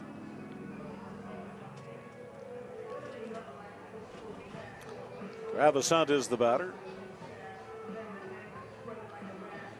Well, I got to give all kinds of credit for that Yorkton Ball Club that showed up here on the heels of a terrible season. If they get one player injured, I don't know if they can field a team. That's just how threadbare they are. But they did their best. They gave the prospects all they needed in the 3rd game of that series. Turned out to be a 9-8 prospect victory.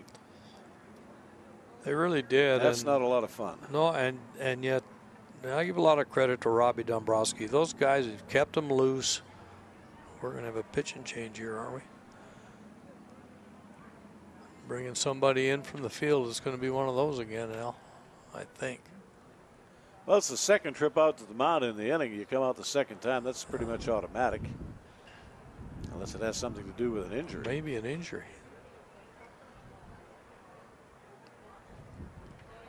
Looked like Kyle McKinnon was a little concerned about something with his pitcher.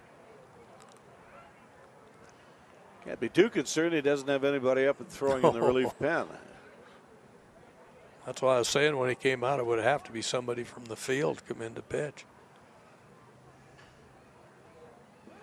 There's a big break, a big lead, and a steal of third base as Blahoyek Pulls into third. Grayson Barrett will take 90 feet on the delayed double steal. Boy, he got a big jump. He does, and he stretches you.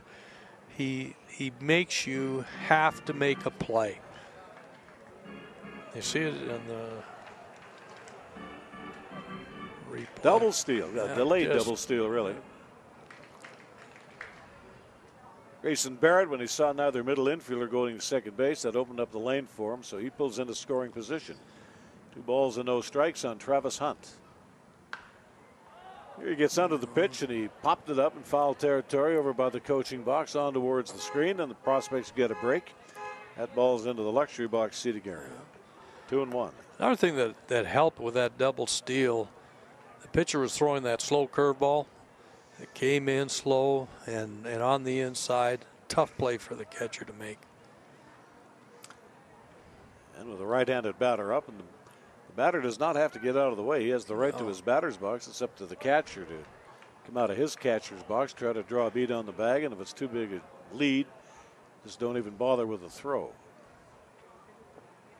Breaking ball, swung on, foul tipped and not held. 2 balls, 2 strikes.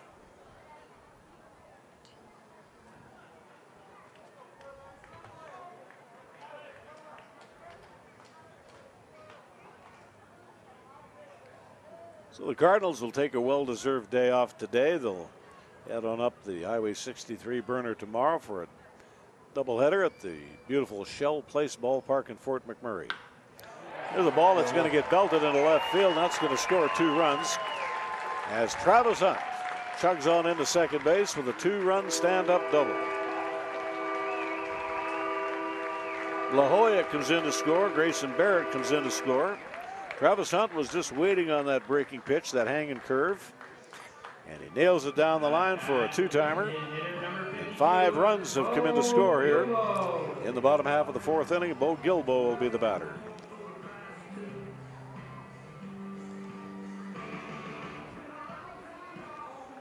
And that will get somebody up and throwing in the Brooks bullpen. Gilbo with a double he pulled down the right field line. He's 1 for 2 on the afternoon, batting from the port side. And Gilbo will take inside. 1 ball and no strikes. We've seen a lot in the last few days of the prospects hitting for extra bases. And here's the 1-0 pitch. Down and away, ball 2. Gilbo out of Carthage, Texas, attends Louisiana State University. So he's a guy from Texas down in the southeast area of the state. He's what you'd call a bubba. He is a big boy. Down and away, go to ball 3.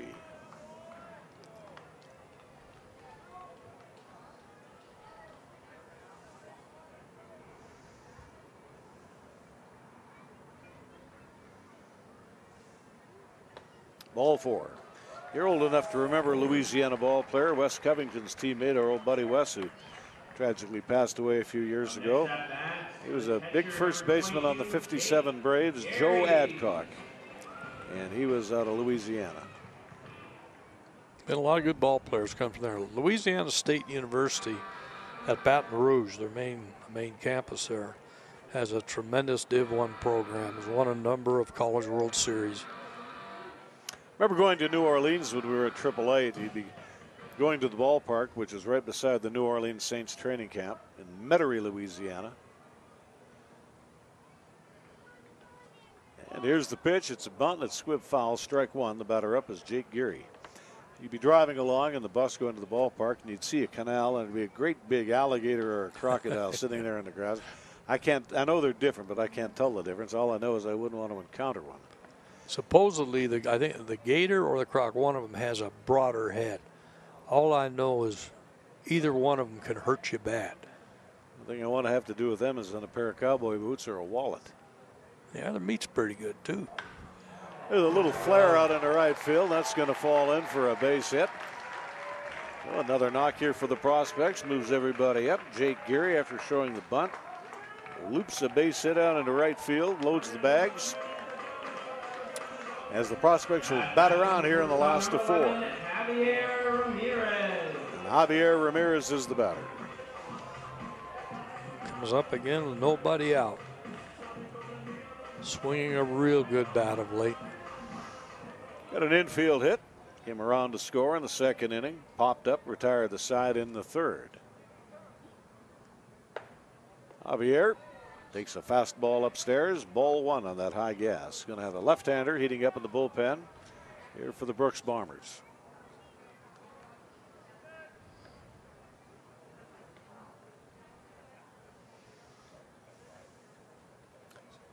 Out of the stretch, the pitch, and bounced back up the middle. A couple of runs are going to come in to score as Brock Pantane feels this ball, throws to the mound. It's cut off by the first baseman Pierce. Nowhere to relay it to. And Travis Hunt scores. Bo Gilbo comes in to score. Geary moves into scoring position. And there's a 2-run knock for Javier Ramirez. Bat around here in the inning. Up to bat from third base, number 36, Edgar Harrell. And Edgar Harrell, who led the whole thing off with a base hit up the middle earlier on this inning, will be the batter. We have a pinch runner. Yeah, we do. Katsu Takahashi.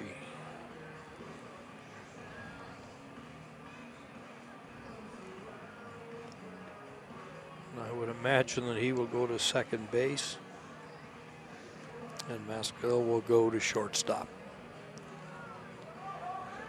I would imagine that Ramirez has been on the shelf with an injury because you're really not picking up any extra speed with Takahashi from Ramirez. If you are, not a whole lot.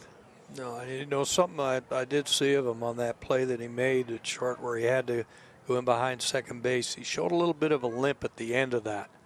He's still hurting a little bit, I think. Sinker ball strike on the inside half of the plate, 0-1 to the batter. 7 runs have crossed the plate for the Prospects here in the last half of the fourth inning.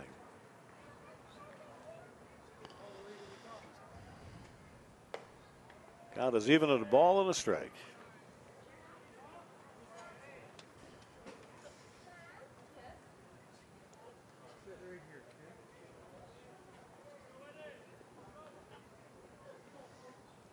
Harrell has come around to score twice in the ball game. He's 1 for 1 at bat, 1 plate appearance. And he's going to take a strike on an off-speed pitch, 1-2.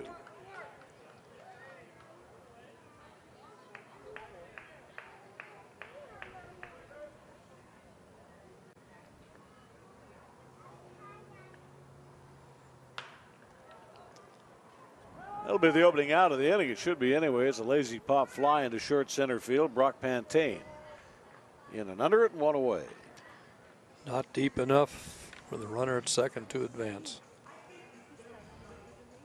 At bat from second base, number 4, Tyler Maskell.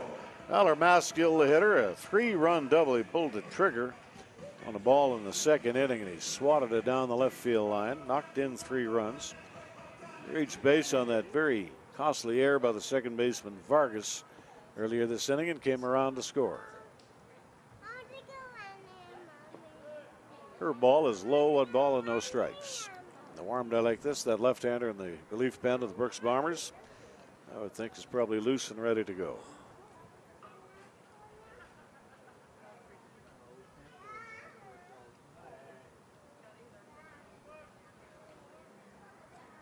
Riley Glenn does not work out of a windup. He comes set and delivers. Throws a spinner in there, and it's down and away. I would think the next, whether it's Maskell or if he gets on base, either way, a walk or a hit, that reliever will be in. And here's the 2-0 delivery right down the dish. Right down.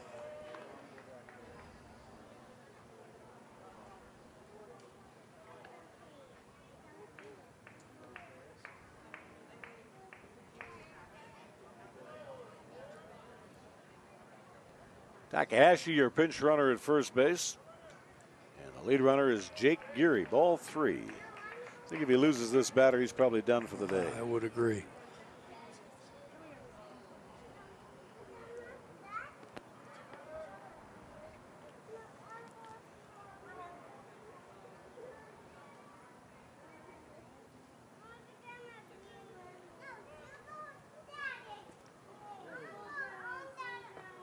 There's ball 4. And here comes the manager. Tyler Maskell draws the walk, and there's a pitching change up and coming, so we'll take a break.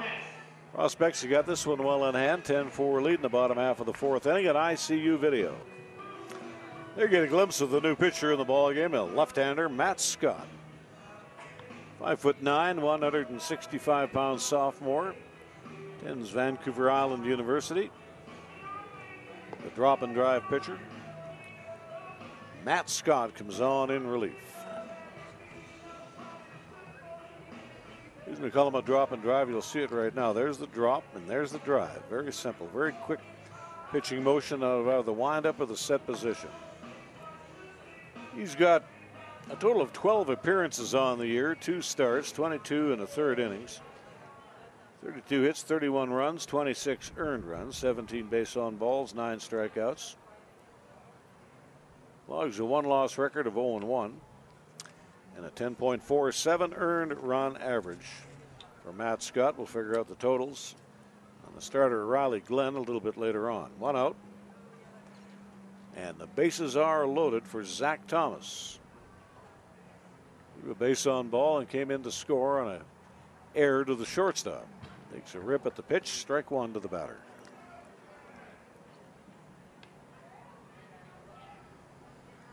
Three and a third inning distance today for Riley Glenn. He had it cooking pretty good through the first inning, coughed up 3 runs in the second. Had a 4-batter third, and everything fell apart. This is the 12th batter to the plate for the Prospects. Big high leg kick from the set position. That ball bounced into left field. 1 run's going to come in to score. And a run-scoring single.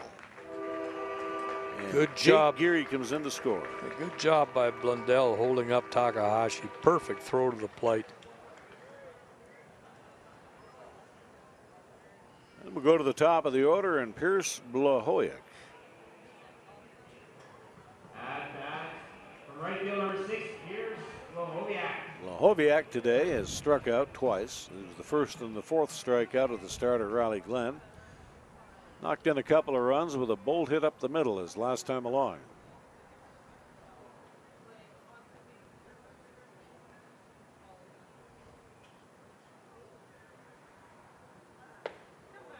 Fastball misses high, 1 ball and no strikes.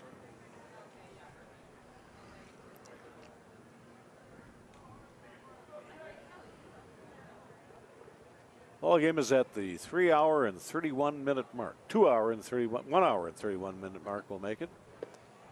Big curveball, swing and a miss.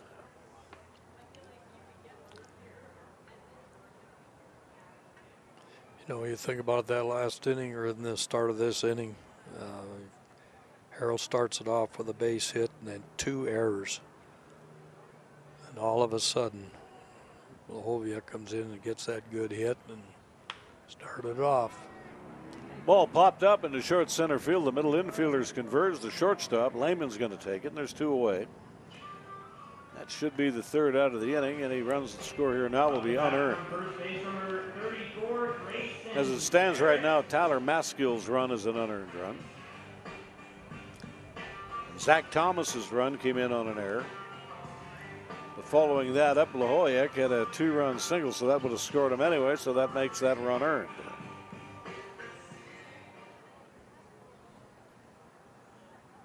And you got Grayson Barrett 0 for 2 with a run scored here in the ball game this afternoon. Took a big rip at a big slow curveball, strike 1.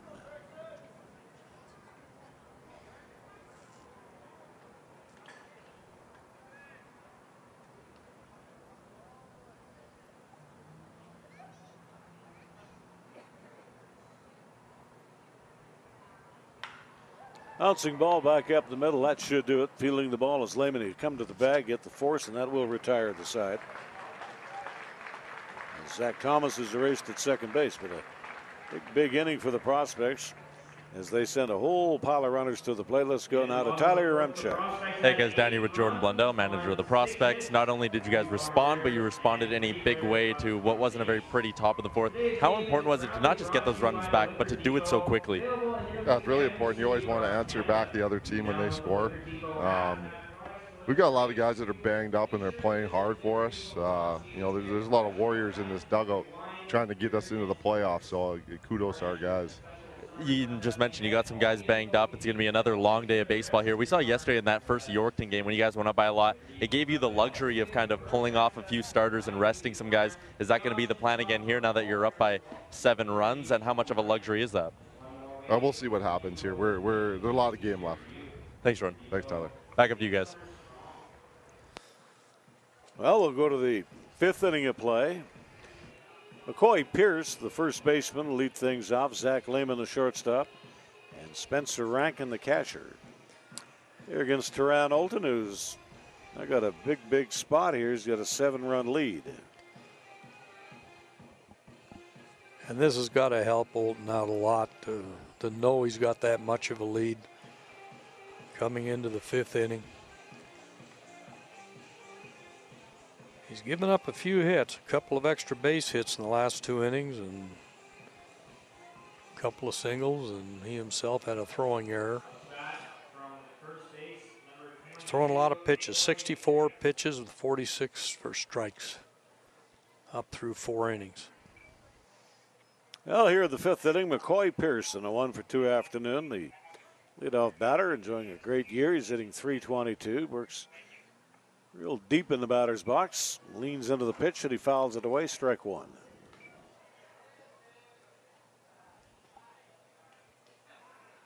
Olton gave up a leadoff single in the 1st inning. He got a fly ball out and then a ground ball double play got rid of the side. He had a 3-up, 3-down 2nd inning. Coughed up an earned run in the 3rd. Here he's going to get an out and a high pop up into short left field. And that's Takahashi, I do believe, making the catch. Yeah. So he went in and actually replaced Ramirez at shortstop. Katsu Takahashi from Hiroshima, Japan. And Lehman is the batter up.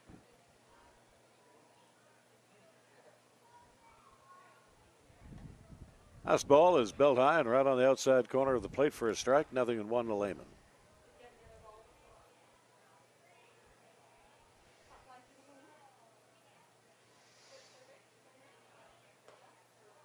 Pitch inside, 1 ball and 1 strike. Teran Olton making his 10th start of the year. This will be his final start of the regular season. 2 complete games, sucked up a lot of innings this year, 59 1/3.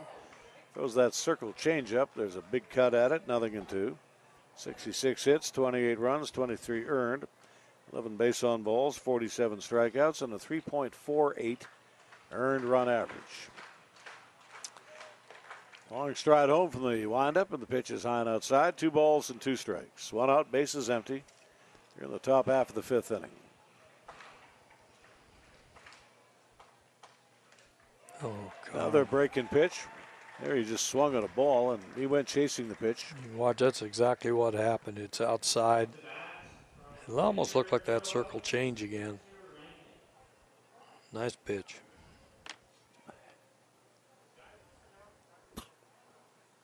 Rankin got a hold of a 2-strike pitch, and he clobbered the ball to the opposite field. A double to right, and he came around to score in that 3-run 3rd inning. Off-speed pitch is swung on and missed, 0-1.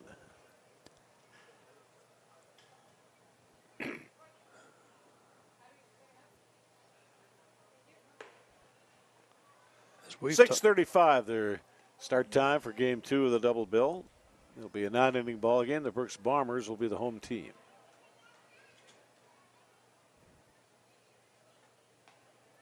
Oh, just missed. Good pitch. That'll be a change for us, Al. Seeing that.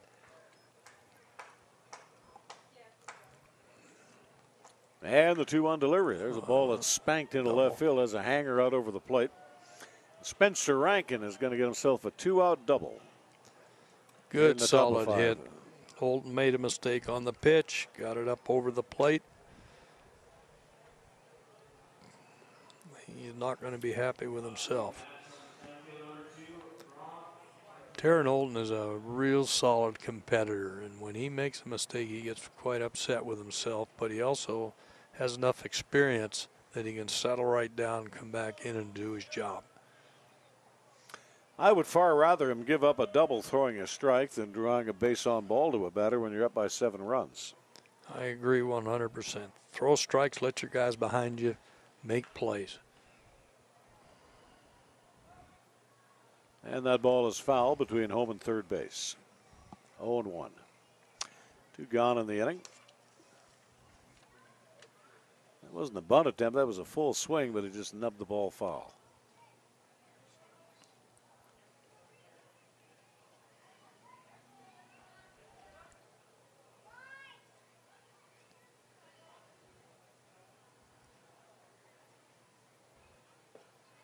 Breaking ball inside. The count evens up at 1 ball and 1 strike.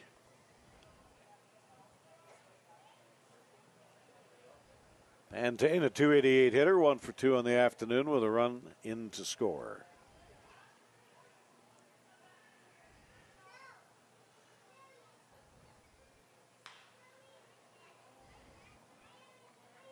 And a foul ball up the right-hand side, 1-2.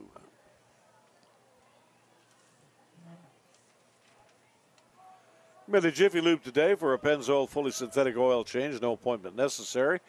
Warranty approved. You earn air miles, a $100 travel credit. Details at jiffylubeservice.ca. Breaking ball, swing and a miss, not held cleanly. And Jake Geary with the toss up the line, a strikeout for the pitcher, an assist for the catcher, and a put out for the first baseman. Strikeout 6 today for Teran Olton. No runs and a hit and a man stranded. We'll move to the bottom half of the 5th inning. Prospects baseball on ICU video. Final totals for the starting pitcher today, Riley Glenn, who's had a pretty good year coming in today, but everything fell apart for him in the 4th inning.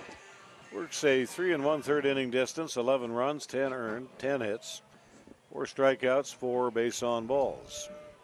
And he leaves way here now to the left-hander Matt Scott to go to work on Travis Hunt. 2 knocks on the afternoon, 2 runs batted in. And he's plated a run.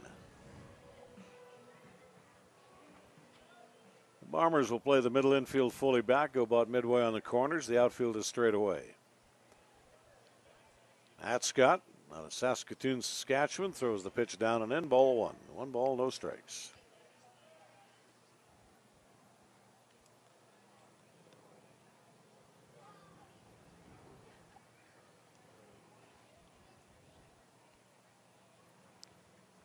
Bo Gilbo and Jake Geary, 2 right-handed batters, and a switch hitter who will bat right-handed. The menu of batters due up here in the inning. It's interesting that both Matt Scott and Riley Glenn from Saskatoon.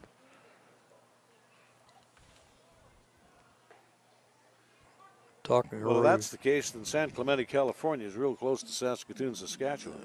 Well, that's what they got in the book. They got them in San Clemente? Yeah. Is that right?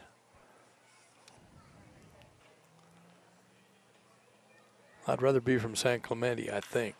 Be a little warmer. Here the batter gets tied up on an inside fastball. Lots of hang time on this one. High pop fly, straightaway center field. Pantane there to make the catch, and you have 1 away.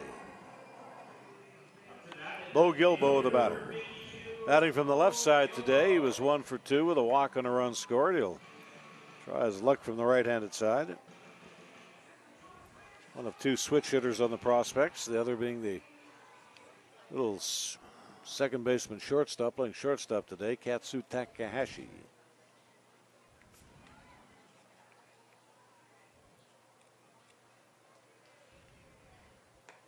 Strike on the outside corner. We went years in professional baseball without a switch hitter, and then once in a while, I think we were with the Oakland A's, we had 4. We had 4 switch hitters that we could put into the lineup on any given day. Mark Bellhorn was one of them, and he was probably the best. He led all of organized baseball that particular year with a .450 on-base percentage. And that's doing something in AAA. That is really something.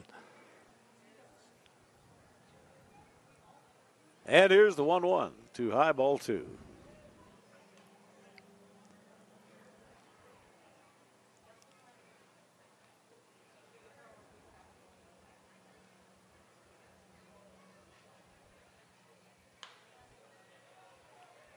And there's a pop-up into short left field.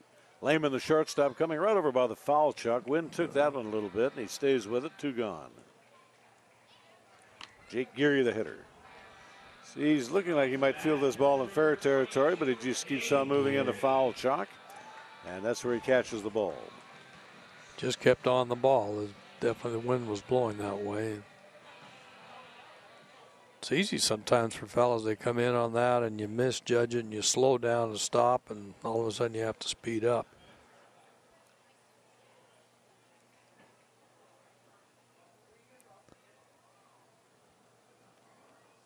Four in a row have been set down by the relief pitcher, the left-hander, Matt Scott. Drops a breaking ball into the strike zone. It's 0-1.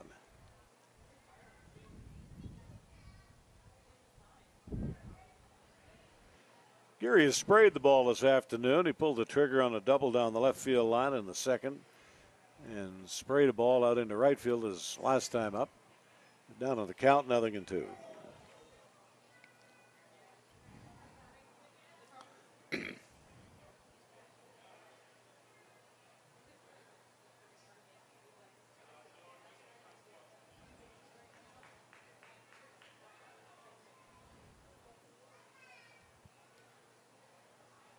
Last ball is high. We're at 1 ball and 2 strikes with 2 out and the bases empty here in the last half of the 5th inning. This 5-day baseball marathon, 7 games, 5 days, including a triple header, a split double header. And we'll come to a conclusion with a 2 o'clock start tomorrow afternoon on Holiday Monday.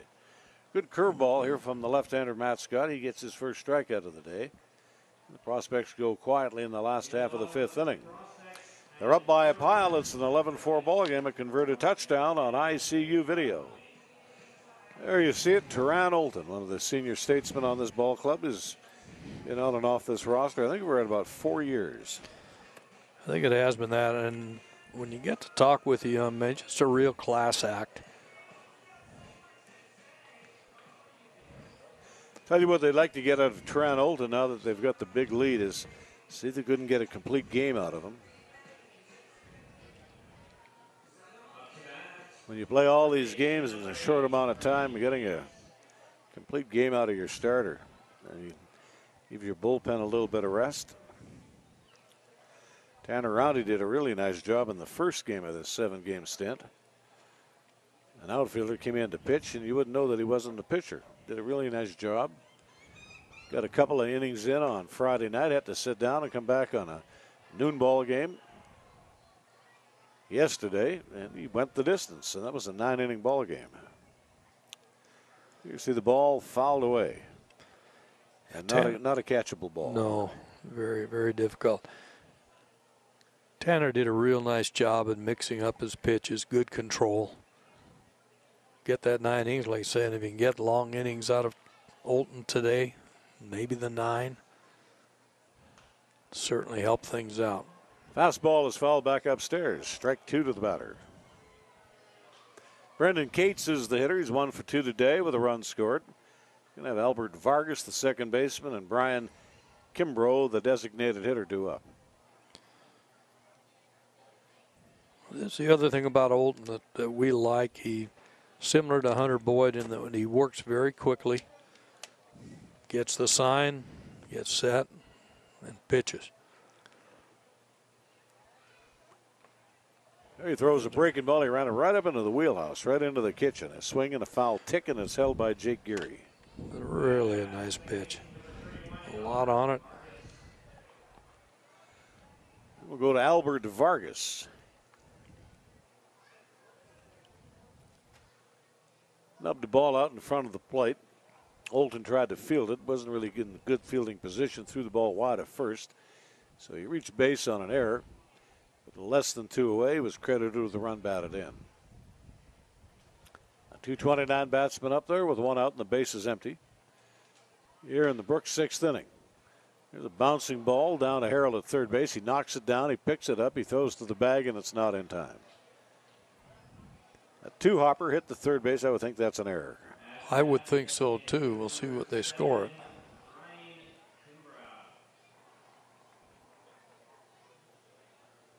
And Ryan Kimbrough, the designated hitter, the batter up. Looks to me like they scored it a hit.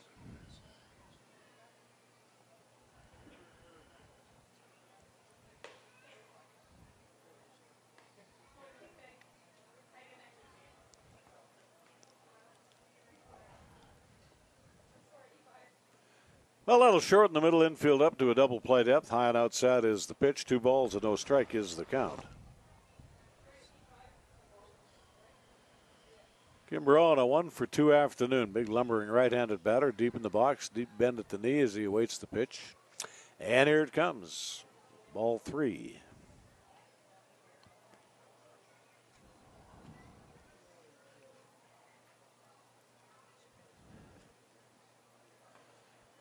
Out is going to be full here on the batter. Our umpires today: Chris Hartley, the ball strike umpire. Jeff Chipley at first base. Trevor Stoico is at third. There's a ground ball left side through the hole for a base hit. And Danny Donnelly, the right fielder, will be due up. Put the ball into play, and you never know what will happen. That's a nice attempt here by Harrell as he dove to his left. Couldn't get to it.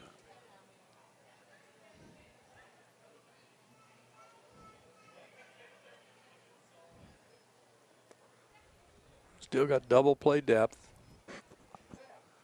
Donnelly is 0 for 1 with a run batted in. Ron Olton today with a 7 strikeout performance. The batter gets under this one, and it's a pop up into left field. That wind is taking it all sorts of places. Zach Thomas.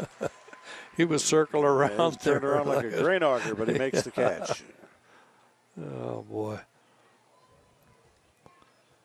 That's frustrating. You have that happen, and that ball just moves on you. McIntyre on a 1-for-3 afternoon.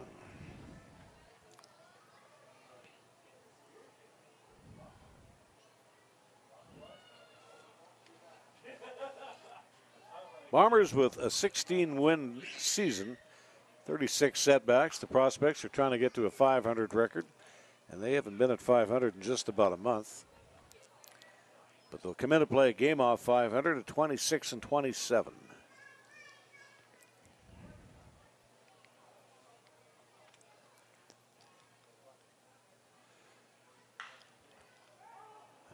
Ball hit foul of the chalk at third base, strike 2.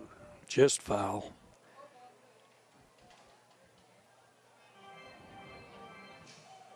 Pulled a string on the pitch. The big lumbering batter just got out in front of it.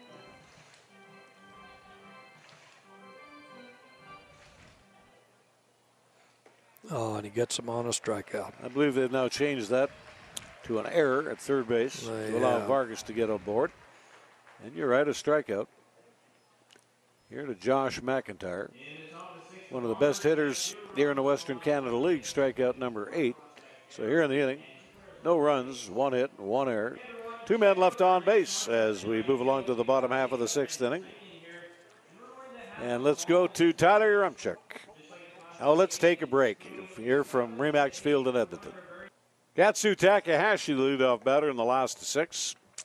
And the pitch from Matt Scott is up high. 1 ball and no strikes. Takahashi, Edgar Harrell, and Tyler Maskill are due up here in the last 6. Takahashi takes a cut at a high fastball, fouls it straight back. Came in as a pinch runner for Javier Ramirez and has taken over the shortstop position.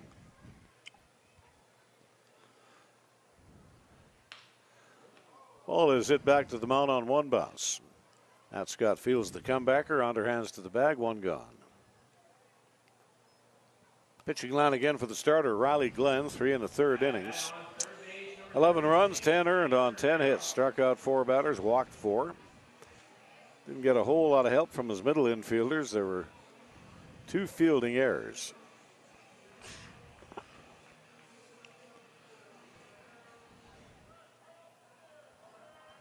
Edgar Harrell has had a good day. Got a big base hit in the 4th inning. Slaps a bouncing ball up the middle. This is Lehman, the shortstop, going to his left. Throw in the dirt. Pierce tried to dig it out of the dirt and wasn't able to do so. That shortstop had to run a long way to get to that ball. This is a real good play by him. Square up and let her go. To me, I got to say that's a hit. I don't know about you, Al. What do you think? Well, unfortunately, the throw is there because the runner, Harold, was about 8 feet off the base when the throw was thrown in the dirt. So I guess it would be an error. Certainly not on the fielding play, but on the throw.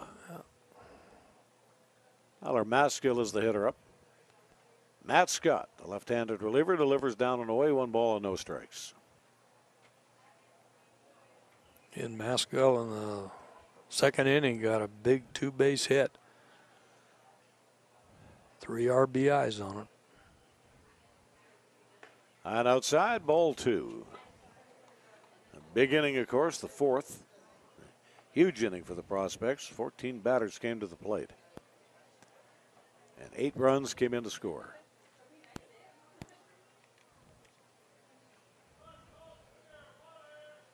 And outside, ball 3.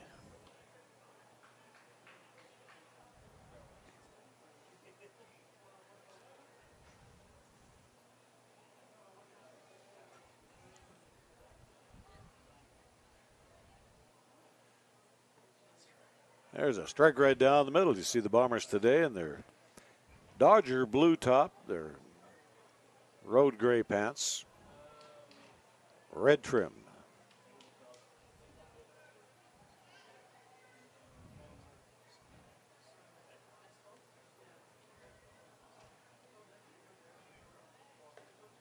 And a strike on the inside half of the plate. The Dodger nickname is a very interesting story about how it became at the old ballpark when Brooklyn was on Flatbush Avenue. And to get to the ballpark from the sidewalk across the way, you had to dodge trolley cars. And that's how they got the nickname. Water fell right out of that breaking ball. There's the strikeout from Matt Scott, his second on the day, 2 gone.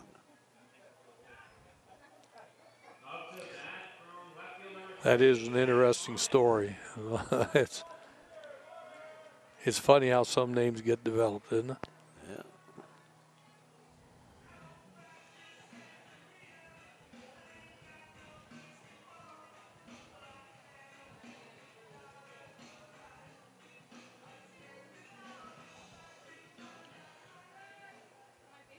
Two hours in length right now, 2 hours and 3 minutes into this ball game here today. 2.5 hours beginning underway with the second end of the day-night doubleheader. Wind up here by Scott, and the pitch is down the middle for a strike. It's 0-1.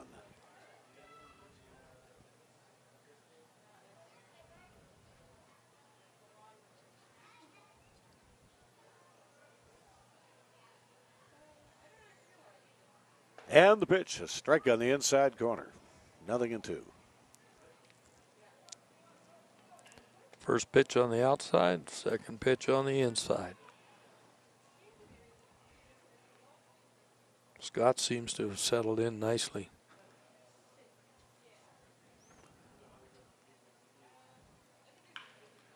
Ground ball hit the third base. That's a hard one hopper. Fielder there. Nicely done by Cates. Throws on to Pierce at first base. Well done on both sides of the infield. 5-3 ground ball out to do it. Here in the last half of the 6th inning. No runs, no hits, 1 error, 1 man stranded. As we head now to Tyler Yaremchuk. Thanks, guys. We knew it was a busy weekend for the Prospects, and the one question mark surrounding that was how they would be able to handle their arms. And Jesse Ponawazek, he's done for the year after getting hit with that line drive, so their bullpen was already depleted. But they're actually in a pretty good spot right now as we slowly get towards the end of this weekend, and that's because of, one, some great managing from Jordan Blundell, and also some key appearances and some really solid outings from some of their big names. We saw the complete game from Tanner Roundy. They got a really good appearance from Hunter Boyd last night, and tonight, looking at how Taron Olden's currently pitching and the fact that there's no one in the bullpen, it seems like he's going to go deep again. So far this weekend, they've only had to use 3 relievers longer than 1 inning, and that's big because as we head towards Monday, I mean, every game's crucial right now, their playoff race, but that Monday game is likely going to be a win and you're in the playoffs type of situation, and they could have a full arsenal in their bullpen. That's massive for Jordan Blundell. So the one question mark was whether or not they would have enough pitching to get through this weekend.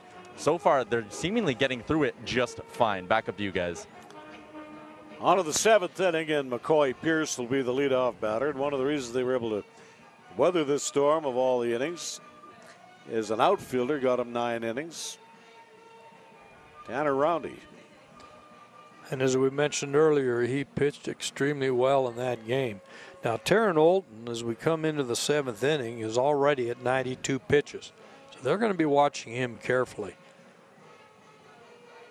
And it's not so much the point of view that can he get through the 9? You hope he can.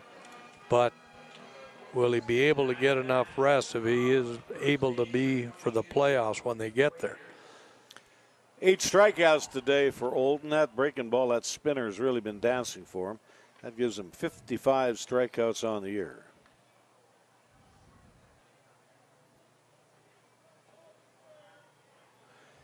So as he makes his final appearance of the year, he's going to be the strikeout champion for the club. Hunter Boyd finished out with 51. Coy Pierce up there and a strike on the outside corner. Dotted that eye with a fastball, 1-1.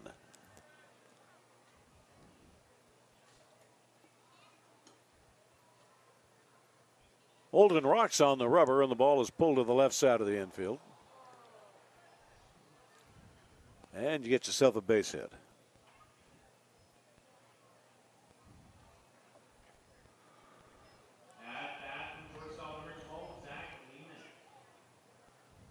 And the shortstop, Zach Lehman, will be the batter up. Mound aboard here in the top half of the 7th inning.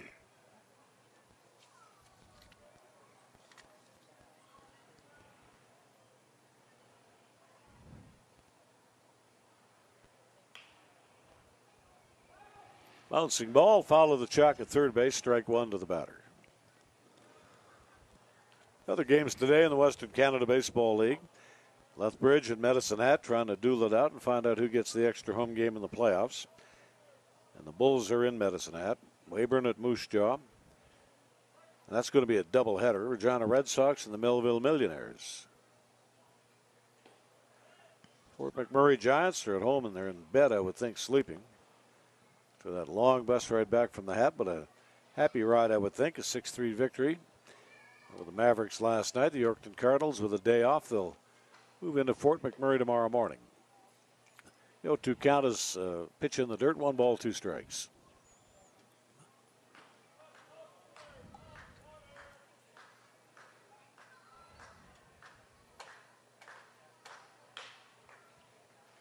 Ground ball to the right side. This is Maskill on to Takahashi. Crow hops off the bag, relays to first. Nicely turned ground ball, double play. 4-6-3. Takahashi wasted no time on that. He got that toss and it was gone. 2 out, bases empty, and Spencer Rankin, the big catcher. He sprayed a couple of doubles today, pulled 1 to left, slapped 1 to right. He's had 3 good at bats. He leaned into a pitch and he ripped the ball to Edgar Harrell, who made a beautiful catch, diving to his right, and stole a base hit away from him, stole a double from him. 1 ball and no strike. Here to Spencer Rankin.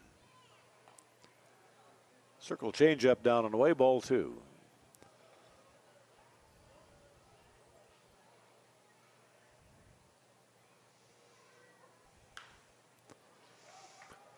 That's a pop-up on the left side of the infield.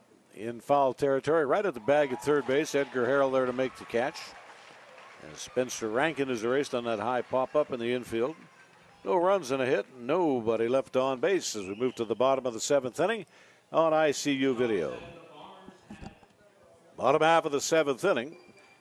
We'll start it off at the top of the order. Pierce Blahoyek, Grayson Barrett, and Travis Hunt. Batters due up here against Matt Scott, who split up the zeros in his relief stint here today. Blahoyek with a 1-for-4 afternoon. He knocked in 2 runs with a base hit up the middle. Stole second, stole third, and came around to score.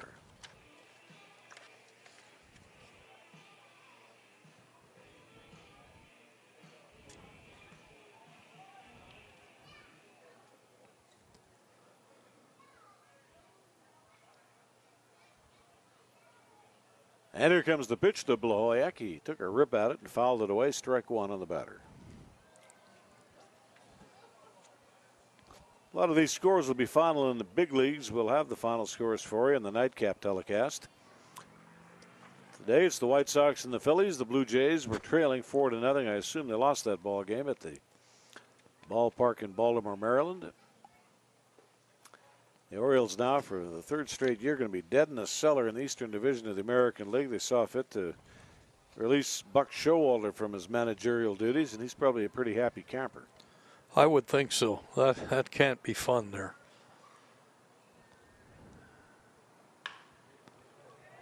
There's a ball that's popped up into short left field, diving in. This is Josh McIntyre. Nice catch. Yeah, it really is. Pierce won't be happy about that, but this is really a fine catch by the left fielder. Driving in, dives. Late in the year, you're out of the playoffs, and yeah, there he picked one up for his pitcher. Marlins and the Rays, the Angels, the Indians, the Reds, the Braves, the Mets and the Pirates, the Mariners and the Houston Astros, the Royals and the Twins, the Brewers and the Cubbies today, the Tigers and the Rangers, the Giants and the Rockies, Cardinals and the Athletics, the Nationals and the Diamondbacks, the Padres and the Dodgers, Paddock against Maeda, the pitching matchup there. Price will go today for the Red Sox, 7-4, and the big left-hander, a former Blue Jay, Jay Happ. He's got an 8-6 record. There's a base hit slopped into left field. Hey, look at this, just one of those little bloopers. Boop, just up and over and drops in. Travis Hunt is the batter. I would imagine that John Russell, who managed here for a couple of years and managed the AAA club to a championship in 2002, he was the bench coach. So likely Russ has taken over as the field manager of the Orioles. And here comes the pitch. It's a bouncing ball to the right-handed side. This is Hayes trying to flip to Lehman. And there's another broken play by the middle infield, but men at first and third base. I took my eye off the camera, so I didn't see it. Now what happens here is he gets a ground ball. He bobbles. He sees he can't get it there, so he turns to throw to first, throws it away. Definitely E4. That's the fifth error on the afternoon for the Bombers. And Bo Gilbo will try to make him pay. Now, we were talking earlier about Pierce Blahoviak getting 2 stolen bases today. That gives him the lead over Travis Hunt. They were tied 25 stolen bases each coming into this game. Now Blahoviak is up by 2. And I would be a bit surprised if we see Hunt steal here. Fastball is high, 1 ball and no strike is the count.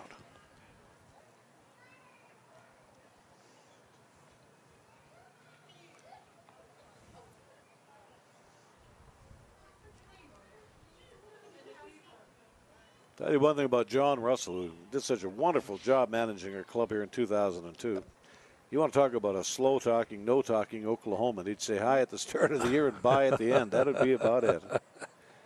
Good guy. He was a pretty good ball player in his day, wasn't he? Pretty good catcher. Yeah. Got in the big leagues for a while, the Texas Rangers. I remember an afternoon game in '83 at the ballpark in Portland, Oregon. Kirk McCaskill at an 8 2/3 innings, no hit, no run ball game. And he hung a deuce on Johnny, and he hit it over the wall in left field, that short porch at the old Portland ballpark, 307 feet. Dang. First time I met Russ and became our manager, I said, "Do you remember that?" He said, "Yeah, McCaskill threw me a hanger," and I nailed it. Don't think McCaskill hasn't forgot about that either. No, they never do forget those. 8 2/3 innings and no hit, no run baseball. And that's why you got to play the full 9.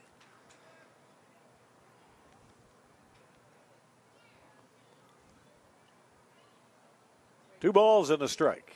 That Scott delivers. A squibber is foul.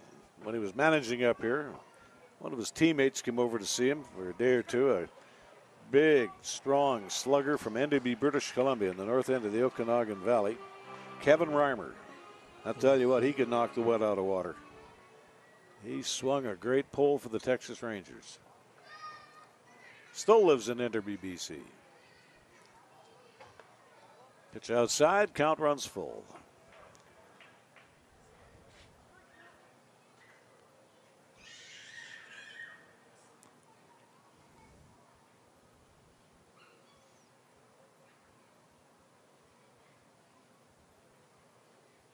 Ball 4, that loads the bases here in the last half of the 7th inning.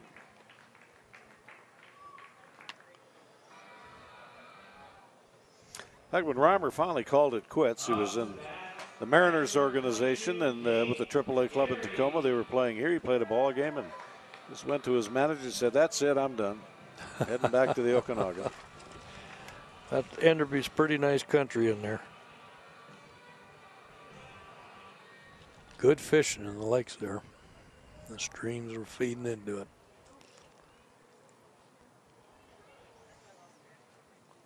Here's the pitch to Jake Geary. Goes around on it. He slaps the ball into left field. That'll knock in 1. That'll knock in 2 runs. Here's the throw by McIntyre. Cut off by the shortstop and not relayed to the plate. 2 runs and a score. One of the runs is earned, one is unearned. They left Gilbo in scoring position on a 2-run single by Jake Geary. Up to bat at shortstop, number 23, Katsu Takahashi. Katsu Takahashi will be the batter.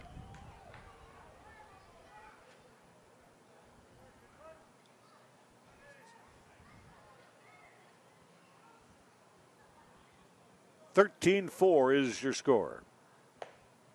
Kick that leg up right high and pitches in there for a strike. 0-1. On Takahashi, Edgar Harrell is on deck. Takahashi with a very small strike zone.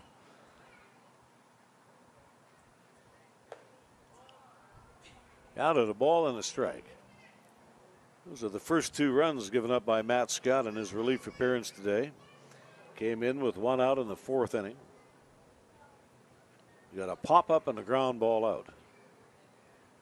And outside, ball 2. And again, the importance of the second baseman slipping on that play and getting the error, they would have had another out.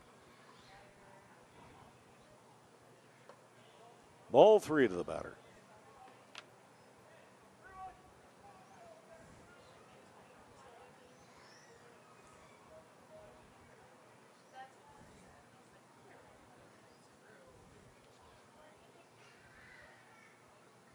And here's the pitch. Strike on the outside corner. That's a fastball thrown from Matt Scott, left-hand pitcher out of Saskatoon, Saskatchewan. Good pitch.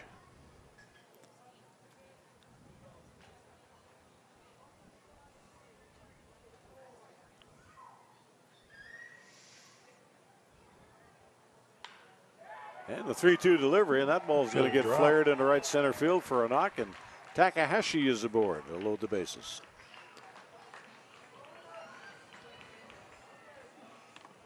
And Edgar Harrell will be the batter up. You see that right-handed cut by Takahashi. And the balls are falling in today for the prospects. They really are. That ball wasn't hit all that hard. It just dropped in the hole. Tanner Roundy's going to come in and swing a pinch hit pole with the bases loaded. And 1 gone in the 7th inning. It's a bouncing ball to the left side of the diamond. Lehman on to Vargas, does the turn, the throw to first. Nicely dug out of the dirt by Pierce. And a 6-4-3 ground ball double play will end the inning. In the bottom of the 7th, the prospects had 2 runs on 3 hits. 2 runs, one of those runs is unearned. Done on 3 hits, 1 error.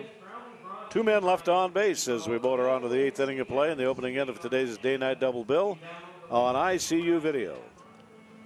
Tanner Roundy will stay in the ball game. He'll play in center field. So Travis Hunt, we believe, will be out of the ball game. Up to bat from center field, number 2, Brock Partain.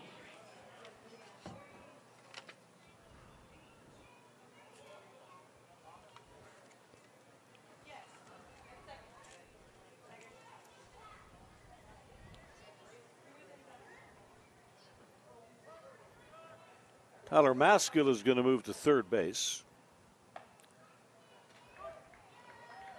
So who's our new second baseman? Wonder if that's Harrell. Nothing in one pitch, and the ball slapped back up the middle. Here's Takahashi on his run over to the left side. The throw is high and off the target. That's going to be an error charged to Takahashi as Brooke Pantane is aboard. Rushed his throw, and I'm not really sure that he had to. No, he didn't have to. No, he had lots of time.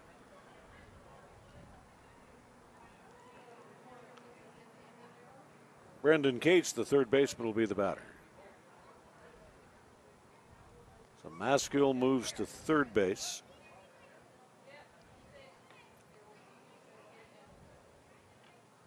Zach Thomas, according to what we're told, is now going to play at second base. There's a ball that goes off the glove of Tyler Maskill. That'll put men at second and third, or first and third base on that base hit.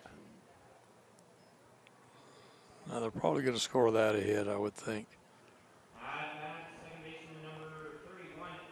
And Albert Vargas will be the batter. Nobody out. Men at first and third base here in the top half of the eighth inning.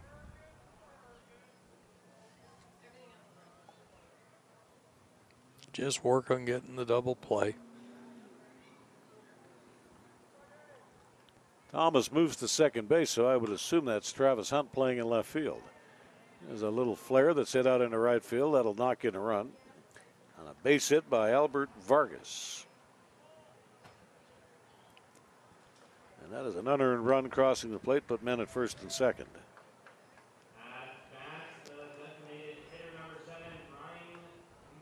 Kimbrough will be the batter up. Nobody out here in the inning.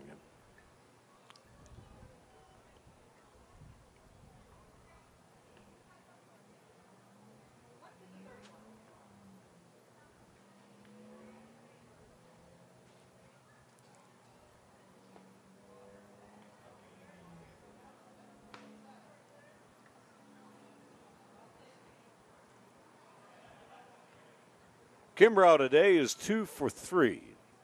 Pair of singles and a strikeout. And Olton throws him an opening pitch fastball. Late swing, it's fouled away. And that'll even the count up at 1 ball and 1 strike.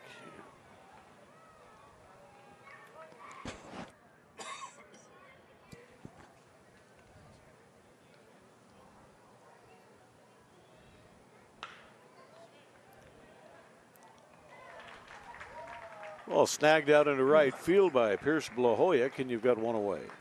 It's a nice play here by Blahovic. A line shot. Has to angle in, and a good hard throw to second. Grayson Barrett now playing in left field.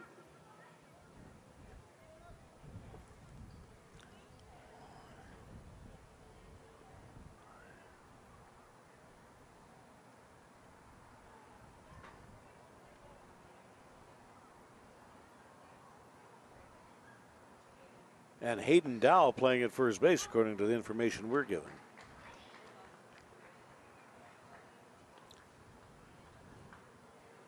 Danny Donnelly is the batter, second and third base, or first and second base with 1 away. Rock Partain has scored an unearned run.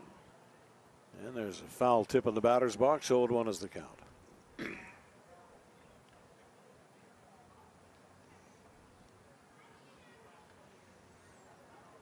Holton just. And Bo Gilbo is now doing the catching. Well, we got quite a few changes.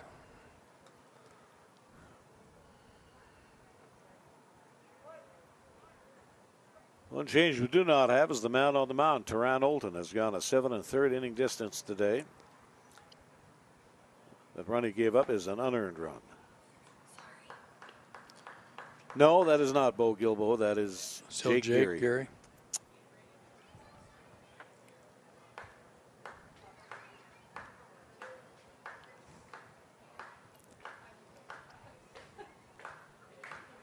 And here's the 1-2 pitch.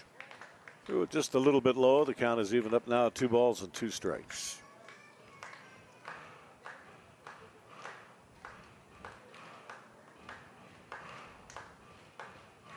2.5-hour mark in this ball game here in the top half of the 8th inning. First end of our day-night double bill here at Remax Field. There's a breaking ball, and I thought that one was in there for a strike. I thought it was too. That was a good-looking pitch.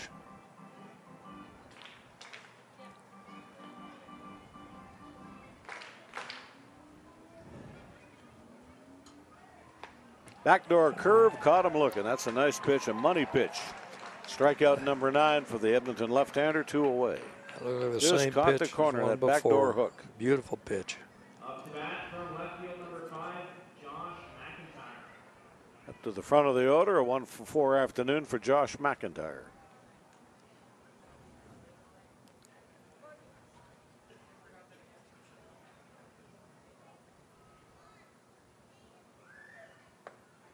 That pitch is in the zone. That's nothing in 1 count.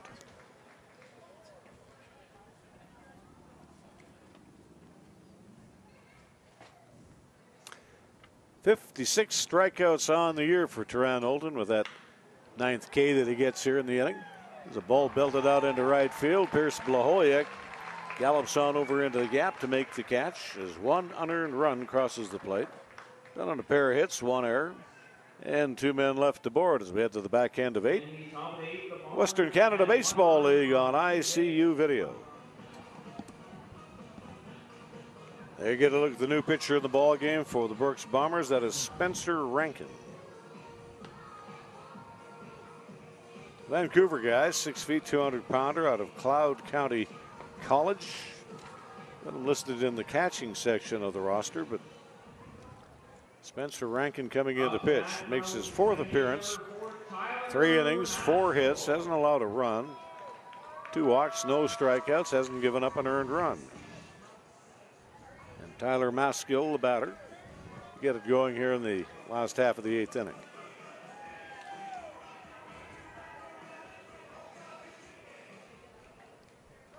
And a 3 2/3 inning distance today for Matt Scott. There's a ball belted into left field, a hanger out over the plate, and Tyler Maskill is aboard. Get things going in the last half of the 8th inning. Good solid hit. Like you say, Al, he got it up out over the plate. Good compact swing. 3 runs allowed by Nat Scott, 2 of them earned runs. Scattered 4 hits.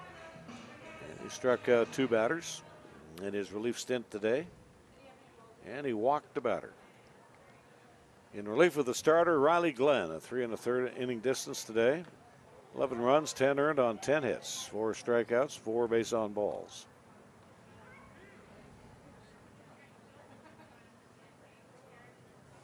Zach Thomas really had a rip on that pitch.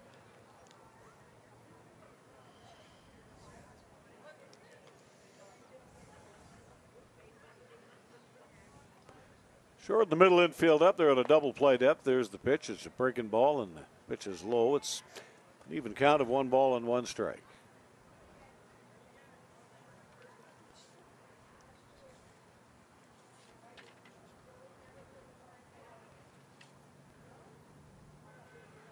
Thomas started in left field. He's playing at second base as we speak, and he takes a rip at a curveball, 1-2.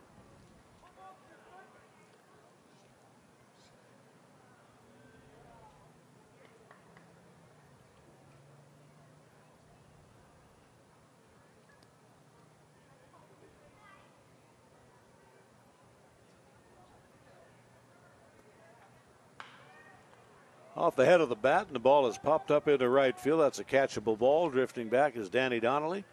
He'll make the grab, and there's 1 out in the inning. And Pierce Blahoyek will be the batter up. Prospects being up by an 8-run total here in the last half of the 8th inning. I'd be very, very skeptical of them trying to steal a base.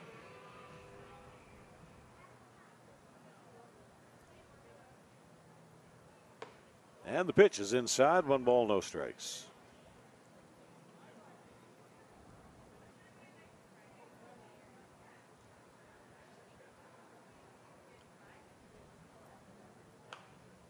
Fastball on the hands. Flared foul up beyond the screen and off on the right-handed side. 1-2.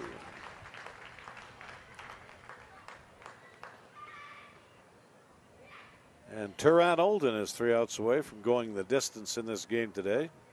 Save a little wear and tear on the relief pen. Pitching has done a real nice job for the prospects here in this series. There's a base hit up the middle. There's a belt-high fastball and a nice compact swing and a line single to center field. We've talked about this earlier, but Pierce Blahovic has actually been swinging the bat a lot better in the last few weeks. And get into the playoffs, that's going to be important. Base hit to left field. He came around to score in the 7th inning. He walked, stole a bag, and scored in the 4th inning.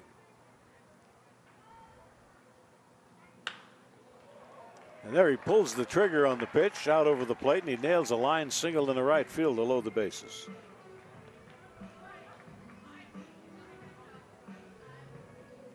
Three knocks here in the inning. Bases full with 1 away. Really got around on that ball nicely. Hayden Dow will be the batter.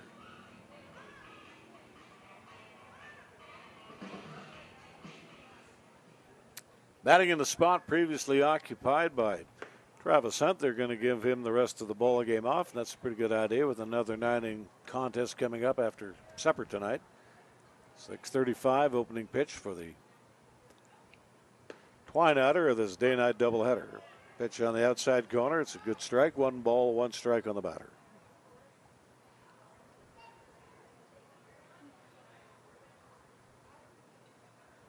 And here's the 1-1 delivery, high and outside.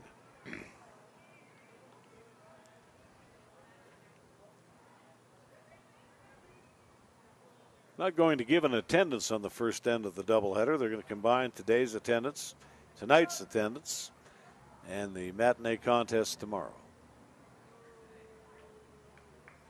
I would have to think the prospects are barreling in on about 60,000 paid admissions on the year. Slow ground ball pulled off to the right-handed side. This is Vargas on a layman. Comes off the bag. The relay to first is not in time to turn 2. Run will come in to score. Maskill crosses the plate. Blahovic moves on to third.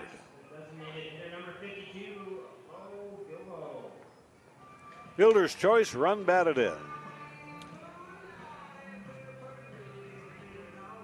14th run of the ball game for the home side.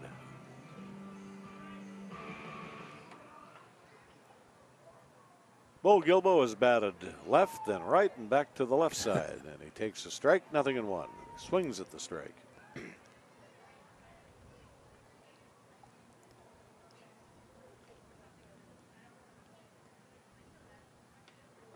Count even at 1 ball, 1 strike. The Bombers here working on the prospects with 2 away in the last half of the 8th inning. Bombers will be the home team tonight. And for the holiday Monday matinee game, both 9-inning ball games, Gilbo takes a rip at a curveball, strike 2.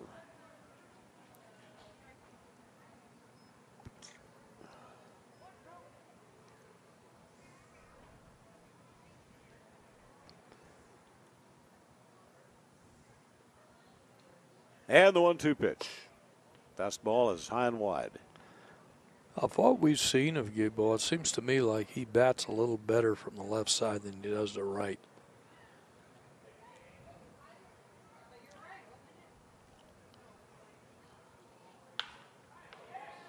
There he belts the ball out into center field.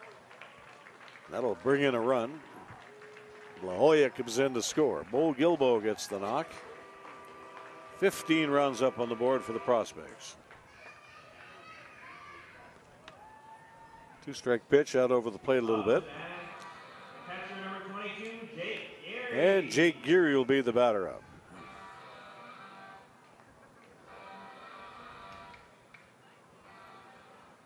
He's had a good afternoon. He's pulled a ball to left, sprayed a ball to right, and pulled another ball to left field. Pulled the trigger on a 2-run single in the 7th inning.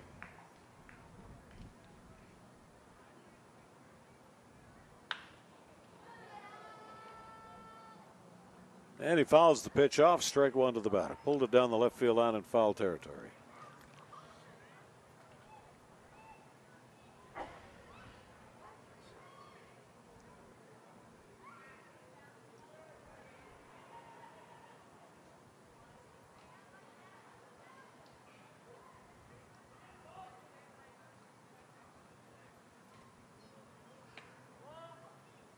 Curveball down and away, 1 ball and 1 strike.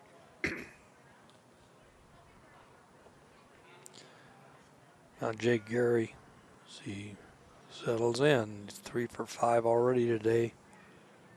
Got men on the corners, good opportunity for another RBI. Ball 2, strike 1. The runners aboard. Bo Gilbo is over at first base. And Hayden Dow at third. 2 runs have scored in the inning. Both earned runs. Just missed the pitch, and he popped it up the left side of the infield, midway between the bags of second and third. That's way up in the air. And Lehman, the shortstop, there to make the grab, and that will do it. Here in the last half of the 8th inning, it's a 15-5 lead for the Prospects as we head down to Tyler Yaremchuk. In the bottom of the 8th, the Prospects had 2 runs on 4 hits. Hey guys, just about to be joined here by Trevor Berg, getting the start tomorrow, or tonight I should say, in the nightcap of the doubleheader. Watching your team rack up these big wins at a crucial time of the season, does it get you a little bit more jacked up to make your start? Not really, just go out there, make my pitches, nothing special. You've been going late in ball games. At the beginning of the year, you were coming out of the pen, but lately in your last 6 starts, you've gone 7 innings in 3 of them as well. Is that just kind of a mindset and a confidence thing, being able to stretch out your arm a little bit more? Yeah, just throw strikes, keep the pitch count low, and let my defense work for me. You guys are having a lot of fun. Winning's a lot of fun, hey? Yeah, this is a great group of guys. Wouldn't want to be with anybody else. Thanks, Trev. No problem. Guys, back up to you. It's pretty bad when the pitching coach puts a bottle down your back of your hoodie.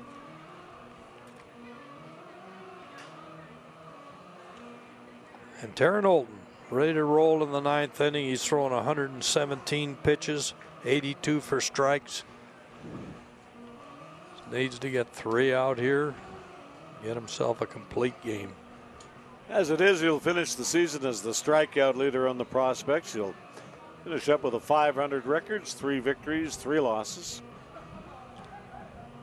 He had pretty much clear sailing here today. Ran into a little rough water in the 4th inning. He coughed up 3 earned runs, gave up another one, an unearned run in the 8th inning, and an earned run in the 3rd.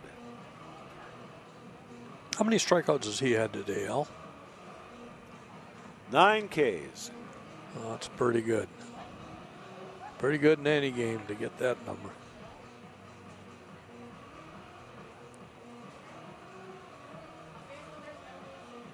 Up to the bat from first base, number 22, McCoy Pierce. Coy Pierce on a 2 for 4 afternoon. Pulled a ball into left field, sprayed a ball into right center. He'll play the infield fully back, fanned apart. The outfield is straight away. Taryn Olton kicks and delivers. There's that circle change up over, and it's into the strike zone, 0-1.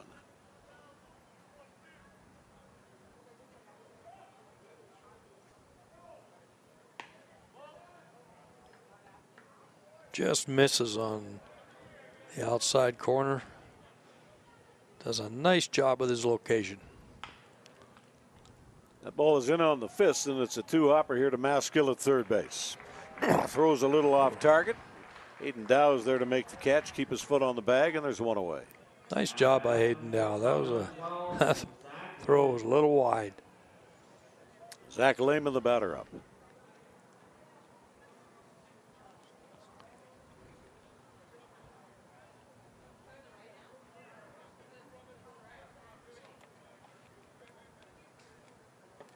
Not a lot of luck today. Lehman has bounced into 2 double plays, hit a rocket to the shortstop Ramirez, lined out in the 3rd inning. He was the 5th of 9 strikeouts for Olton here today. And here's the 0-1 pitch. There he climbed the ladder with a fastball, and it's high. 1 ball, 1 strike.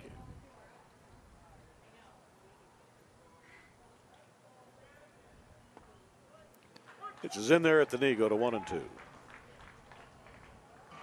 Real nice pitch. And he has a pretty good slider that he will throw into the hands on these guys.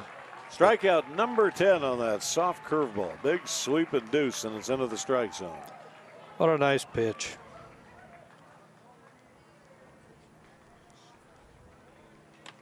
Spencer Rankin is the batter that stands between Taran Olton and a complete game victory, which would improve his record to 3-3. Starter and the losing pitcher today will be Riley Glenn. He'll finish out with a real good record, 6-2. Just wasn't his day today. 3 1/3 inning distance, 11 runs, 10 earned. There, Olton drops his arm angle down a little bit, throws a sinker ball in for a strike.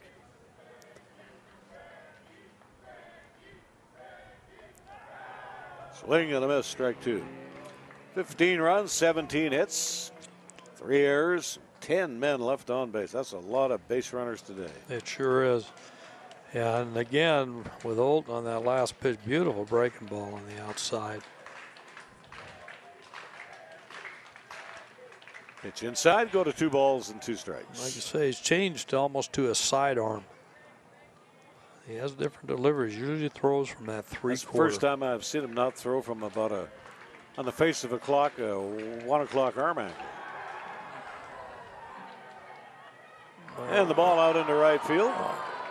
And the ball is dropped by Blahovic.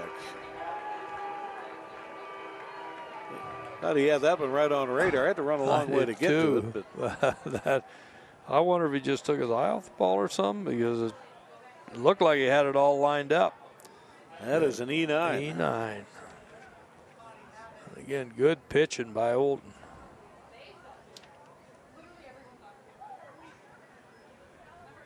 Brock Portain is the batter. 4 errors on each ball club here in the opening end of the day-night doubleheader. Pitch high, 1 ball, no strikes on Brock Portain.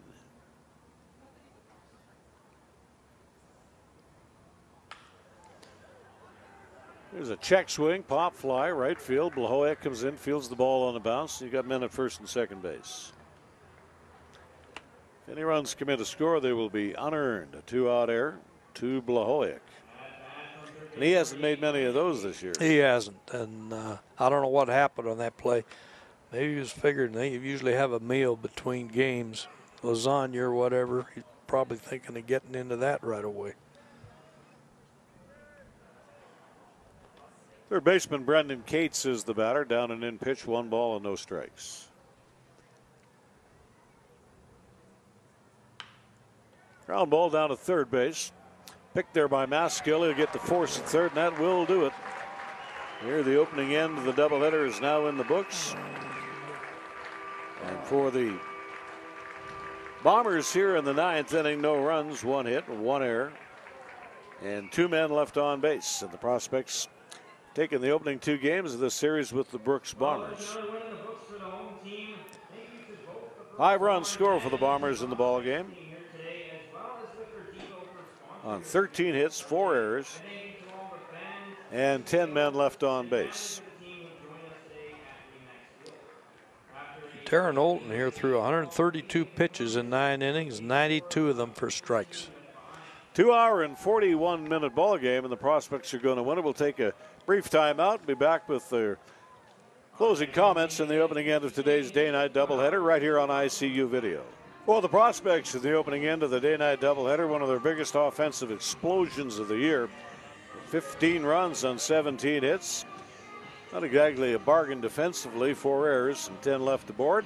As we head down to the field of play and tally your run check. Hey guys, down here with Taran Olton, 134 pitches, your last appearance as a Prospect. Lots of hugs leaving the field for you. Just reflect a little bit on your career here, and I mean, that's quite a way to go out. My team's always had my back the 4 years I've been here, and we've always been a strong club, and I'm just excited to see what the club has to offer in the next few years. To go out with a win as well, and I mean, the way you pitched out there was incredible. After the 4th inning, you didn't allow a single earned run. Did you feel yourself get into a bit more of a groove as the game went on? Yeah, I kind of realized I didn't want my last outing to consist of a bad one, so I figured I'd better figure it out and put up some zeros. The stat sheet will say that 27 outs are 27 outs, but you were racking up the Ks as well. When you're out there and you're getting those strikeouts, does it give you a bit of an emotional boost, sort of? Absolutely, because I don't really look for strikeouts. They just happen, so when they happen, I know that I'm really on. It's a great career, man. Congrats, and go celebrate a little bit for the second game. All right, thank you. Guys, back up to you. All right, very well. So the opening 2 games of this series go the way of the Prospects. In fact, the opening 5 games of the 7-game marathon have gone this way for the Prospects. Let's see if they can keep it alive for 2 more. As you see, Tyran Olton making his final appearance. Barring a playoff appearance, of course, and that could happen.